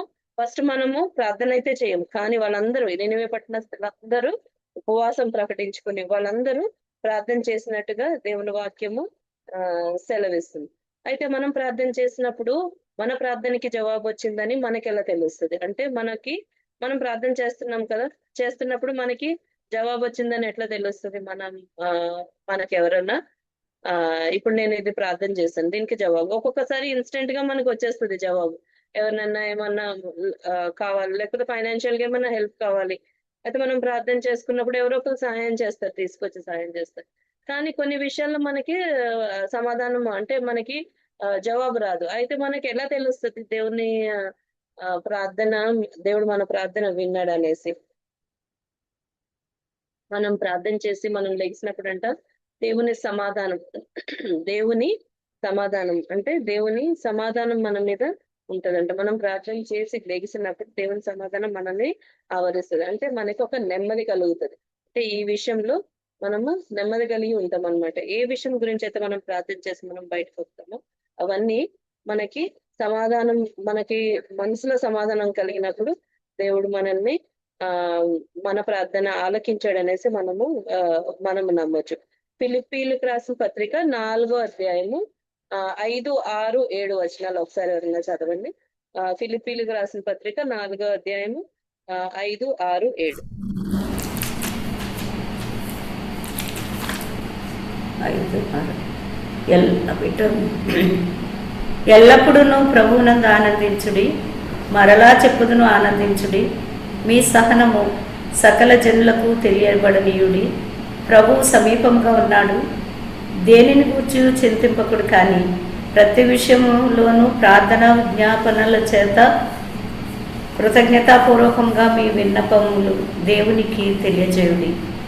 అప్పుడు సమస్త జ్ఞానమునకు మించిన దేవుని సమాధానము యేసుక్రీస్తు వలన మీ హృదయములకును మీ తలంపులకును కావలియుండును.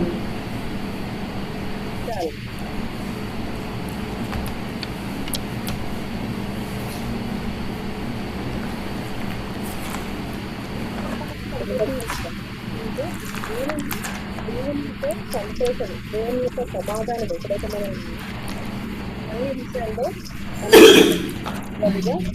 ఉంటుంది. మనము ప్రతిదానికి మనం ప్రార్థన చేసిన వెంటనే ఇది ఒక మిరాకిల్ లాగా నాకు ఇది వచ్చేసేయాలి, అది వచ్చేసేయాలి, లేకపోతే ఇది ఒక నెరవేర్పు నాకు అయిపోవాలి, అది కాదు. అవి కూడా జరుగుతాయి. కానీ ఎప్పుడైతే దేవుని సమాధానం మన మీద ఆవరిస్తుంది, దేవుని సమాధానం మన మీద ఉంటుందో అప్పుడు మనం ఏమని గ్రహించాలనంటే దేవుడు మన ప్రార్థనలకి మనకి జవాబు దయచేశారు అనేసి. ఎప్పుడైతే మనం ప్రార్థన విడిచి ఉంటామో మనం ఏమని ఇతరులు కూడా మనల్ని ఏమని మనం అనుకోవాలి. ఒక్క రోజు కూడా ప్రార్థన చేయకపోతే, ఒక్క పూట కూడా ప్రార్థన చేయకపోతే మనం ఏమనుకోవాలంటే దేవుని సన్నిధి నుంచి మనము పారిపోతున్నాము. ఎప్పుడైతే మనము చర్చ్ లో కనిపించాము, లేకపోతే ఎక్కడైనా ప్రార్థనలో కనిపించాము, ఎక్కడైనా మనం బైబిల్ చదువుకుంటున్నాం, అప్పుడు మనం ఏమని గ్రహించాలంటే మనము దేవుని సన్నిధిని ఉన్నామనేసి గ్రహించాలి. మన మన పరిస్థితులను బట్టి, మన మూడ్ ని బట్టి, మనల్ని మన ఎమోషన్స్ ని బట్టి మనం ఏం చేయకూడదు, ఇవన్నిటిని పక్కన పెట్టకూడదు. నాకు సమయం లేదు ఇప్పుడు, లేకపోతే నా పిల్లోడికి బాగలేదు, లేకపోతే నాకు బాగలేదు, లేకపోతే ఇవన్నీ మనకి ఎక్స్క్యూజెస్ అన్నమాట. ఇవన్నిటిలో వాళ్ళు యూదులంట, వాళ్ళు బలహీనం అంటే వాళ్ళకి ఆరోగ్యం ఉన్నా లేకపోయినా, ఆస్తి ఉన్నా లేకపోయినా, వాళ్ళు మంచిగా ఉన్నా లేకపోయినా, వాళ్ళకి చాలా మంచిగా హైగా ఉన్నప్పుడు, అంటే మంచి మూడ్ లో ఉన్నా లేకపోయినా, ప్రతిదీ అవన్నీ పక్కన పెట్టి ఒక లైఫ్ స్టైల్ అంట మనకి. ఇప్పుడు మన లైఫ్ స్టైల్ ఏంటి? పొద్దున్న లెగుస్తాము, మనం ఇవి పనులు చేసుకుంటాము, ఆఫీస్కి వెళ్తాము, వస్తాం, లైఫ్ స్టైల్. అయితే ఈ లైఫ్ స్టైల్లో క్రిస్టియన్స్ గా మనకు ఉండవలసిన లైఫ్ స్టైల్ ఏంటంటే ప్రేయర్, బైబిల్ చదవడం, meditating the word of lord, ఇంకొకటి దేవుణ్ణి స్తుతించడము, ఇంకా దేవుని సన్నిధిలో నిల్చోడం. అంటే ఎక్కడైతే 2-3 కూడి ఉంటారో అక్కడ దేవుని సంఘం మనం బయటపడతారు. అలాంటి స్థలంలో మనం ఎప్పుడు కనబడాలి. అంటే మనం కనబడుతున్నాము అంటే మనం దేవుని ప్రేమిస్తున్నాం, అంటే దేవుని సన్నిధిలో ఉంటున్నాం, కాబట్టి దేవుని కృప నిత్యము మనకు ఉంటది. అంతేగాని మన హృదయం బట్టి మనం ఏం చేయకూడదు, వేరే విషయాలు, అంటే మన హృదయాన్ని నమ్ముకుంటూ ఉంటాం మనం. నా హార్ట్ ఫుల్ గా నేను ఇష్టపడుతున్నాను అనంట. హృదయము అన్నిటికన్నా మోసకరమైంది, దాన్ని నమ్ముకుంటే మనము మోసపోతాం. సో మనము హృదయాన్ని నమ్ముకుని హృదయ ప్రకారంగా మనం చేయకూడదు. దేవుని సమాధానం ఎప్పుడు మనల్ని, మన హృదయాన్ని, మన తలంపుల్ని, మన ఆలోచన అన్నిటిని దేవుని సమాధానం మనకి కాపుదలగా, భద్రతగా నిత్యము ఉంటది. ఇంకొకటి ఏంటంటే మన ప్రతి పరిస్థితికి ఫస్ట్ దేవుని ప్రిఫరెన్స్ ఫస్ట్ ఉండాలి. ఫస్ట్ దేవుని మనం లాస్ట్ చాయిస్. అన్ని పనులన్నీ అయిపోయినాక లాస్ట్ కి 11 o'clock కి నేను పడుకునేటప్పుడు ప్రార్థన చేసుకుని పడుకుంటాను అన్నది చాలా తప్పు. మనం ఫస్ట్ పొద్దున్న లేచినప్పుడు మనం ఏ పనులు చేయకముందు ఫస్ట్ మనం దేవునికి ఇచ్చే సమయము, దేవుణ్ణి ఘనపరిచే సమయము. ఇంకొకటి పర్టికులర్ టైం కూడా మనం పెట్టుకోవాలి, మనం ఈ టైం ఇంత టైం అని. అది మనము క్రమంగా మనము ఆచరించినప్పుడు అది మనకి ఒక ఆచరణలాగా కాకుండా దేవునితోటి మంచి సంబంధాన్ని కలిగి ఉండేలాగా మనకి మనం చూస్తాము. అది బెతెస్దా కోనేటి దగ్గర కూడా ఒక ఆయన 35 సంవత్సరాలు పెరాలసిస్ వచ్చి పడి ఉంటే ప్రతి ఒక్కరు ఎవరైతే అనారోగ్యంతో ఉన్నారో వాళ్ళందరూ వెళ్ళి దాంట్లో పడుతున్నారు. ఎప్పుడైతే దేవదూత వచ్చి నీళ్లు కదిపినప్పుడు ఎవరైతే అనారోగ్యంగా ఉన్నా వాళ్ళు ఎవరైతే ఆ నీటిని ఫస్ట్ ముట్టుకుంటారో వాళ్ళు స్వస్థపడతారు. కానీ ఈయనని తీసుకెళ్లి ఎవరు ఆ బెతెస్దా కోనేటి దగ్గర వేసేవాళ్ళు ఎవ్వరు లేరు. ఎందుకంటే ఎవరికి వాళ్ళు స్వస్థత కావాలని కోరుకునేవాళ్ళు. అయితే అన్ని సంవత్సరాలు 38 సంవత్సరాలు ఉన్నా కూడా ఫస్ట్ నీళ్లు కదిపినప్పుడు వెళ్ళి తీసుకెళ్లి ఆయనను వేయడానికి ఎవరు లేరు. అందుకని ఫస్ట్ టైం అంటే మనం ఉదయాన్నే లేచినప్పుడు ఫస్ట్ టైం ఎప్పుడైతే ఉంటుందో అది ఏ విధంగా దేవదూత వచ్చి ఆ నీళ్ళల్లో కదిపినప్పుడు ఏ విధంగా స్వస్థత ఆ టైంలో పొందారు, మనం కూడా దేవుని సన్నిధి ఆ టైంలో వస్తుందంట. ఆ టైంలో మనం ఏది కోరుకోవాలనుకున్నా ఫస్ట్ టైంలో మనం దేవుని సన్నిధిలో కనపడినప్పుడు అందరికన్నా ముందు మనం లేచినప్పుడు మనము ఆ ఆశీర్వాదాలను స్వతంత్రించుకునే వాళ్ళే ఉంటున్నాము.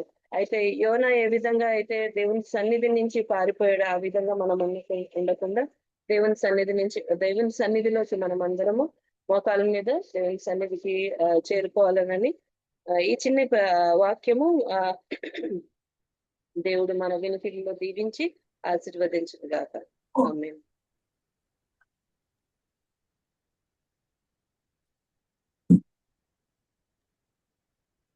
ఆమేన్. దేవుడు తన వాక్యాన్ని దీవించి ఆశ్రయించును గాక. మరి మనం మనం మనం పరీక్షించుకుందాం, మనం దేవుని సన్నిధిలో ఉన్నామా లేక దేవుని సన్నిధి నుంచి బయటకి పారిపోతున్నామా, మనల్ని మనం పరీక్షించుకుందాం. ప్రకాష్ బాబు గారు మనం క్లోజింగ్ ప్రే చేసి ఈ యొక్క ఆశీర్వాదం ఇస్తారు. మనం ఈ యొక్క ఆరాధనని క్లోజ్ చేసుకుందాం. ప్రార్థన చేసుకుందామండి. అందరు కళ్ళు మూసుకుందామండి. హల్లెలూయా, హల్లెలూయా, హల్లెలూయా, హల్లెలూయా. స్తుతి స్తుతి స్తుతి, మహిమ మహిమ, ఘనత ప్రభావములకు నీవే అర్హుడు తండ్రి. స్తోత్రం స్తోత్రం ప్రభు. మరి ఒకసారి శనివారం దినమందు మరి ఫ్యామిలీ ప్రేయర్లోనైనా నీవు ఆత్మస్వరూపిగా మాతో ఉన్నారు. ఆది నుండి అంతవరకు కూడా ప్రభు నీ యొక్క అధ్యక్షతన ప్రభు ఈ యొక్క ఆరాధన అంతా కూడా మరి నడిపించారు. ఇదిగోనైనా పాటల్లో సహాయం చేశారు, చిన్న బిడ్డలు పాటలు పాడడంలో సహాయం చేశారు, అలాగే నాయన వర్షిప్లు సహాయం చేశారు నాయన. వాక్య మరి నాయన తండ్రి హల్లెలూయా, హల్లెలూయా, హల్లెలూయా ప్రభువా. సాక్ష్యములు సహాయం చేశారు, బైబిల్ పఠనంలో సహాయం చేశారు, అన్ని విషయాల్లో సహాయం చేశారు. నీ బిడ్డ ఒక మార్తిక కవితను ప్రభువా మరి బలపరుచుకున్నట్టుగా ఉండి ఇగో యోనా గ్రంథములో నుండి కొన్ని విషయాలను మేము మళ్ళీ ఒకసారి జ్ఞాపం చేసుకోవడానికి నీవు ఇచ్చినటువంటి మంచి సమయాన్ని బట్టి వందనాలు నాయన. కూడి వచ్చిన ప్రతి బిడను నీ యొక్క బాహువుల కింద భద్రపరచండి. మరి భయంకరమైన ఎండల్లో ఉన్నాం ప్రభు. ఎండాకాలము మే నెల 16వ తేదీకి మమ్మల్ని ప్రవేశపెట్టారు. వందనాలు. ఇంకా దాదాపుగా మరి వేసవకాలం గడవడానికి 2 వారాలు 3 వారాల పైన ఉంది నాయన. మరి నీ బలిష్టమైన హస్తాల కింద మమ్మల్ని అందరినీ భద్రపరచండి. పగలైన దెబ్బైన రాత్రి విని దెబ్బైన తగులకుండా కాపాడుతానని వాగ్దానం చేసిన వాగ్దానాన్ని మా అందరికీ పట్ల నెరవేర్చండి నాయన. బిడ్డలను చంటి బిడ్డలను జ్ఞాపం చేసుకునండి, యవనస్తులను జ్ఞాపం చేసుకునండి, మధ్య వయస్కు వారిని జ్ఞాపం చేసుకుని, వృద్ధులను జ్ఞాపం చేసుకునండి. నీ బలిష్టమైన రెక్కల కింద మమ్మల్ని అందరినీ భద్రపరచండి. హల్లెలూయా నాయన. వాక్యంతనాన్ని బిడ్డను దీవించి ఆశీర్వదించండి. మహిమ మహిమ, ఘనత ఘనత ప్రభావములు నీకే చెల్లిస్తూ ఈ దీన ప్రార్థన సర్వశక్తి గల నజరేయుడైన యేసు నామములో అతి మిక్కిలి వినయంతో ప్రార్థించి పాదాలు పట్టుకుని బ్రతిమలాడి వేడుకొంచున్నాం తండ్రి. ఆమేన్, ఆమేన్, ఆమేన్. బెనిడిక్షన్ చెప్పుకుందామని. పరమం తండ్రి అయిన దేవుని ప్రేమయు ప్రభు అయిన యేసుక్రీస్తు వారి కృపయు పరిశుద్ధాత్మ యొక్క అన్యోన్య సహవాసము ప్రభు ఇప్పుడు ఎల్లప్పుడు సదాకాలము మనందరికి తోడయుండి నడిపించి మహిం పొందునుగాక.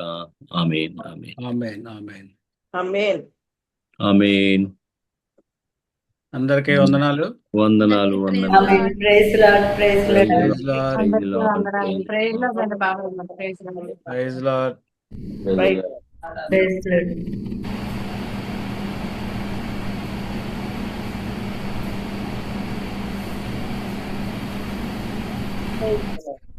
అశోక్ బాగా కూర్చున్నావు. ప్రజలండి. Praise Lord, praise Lord. Praise lord.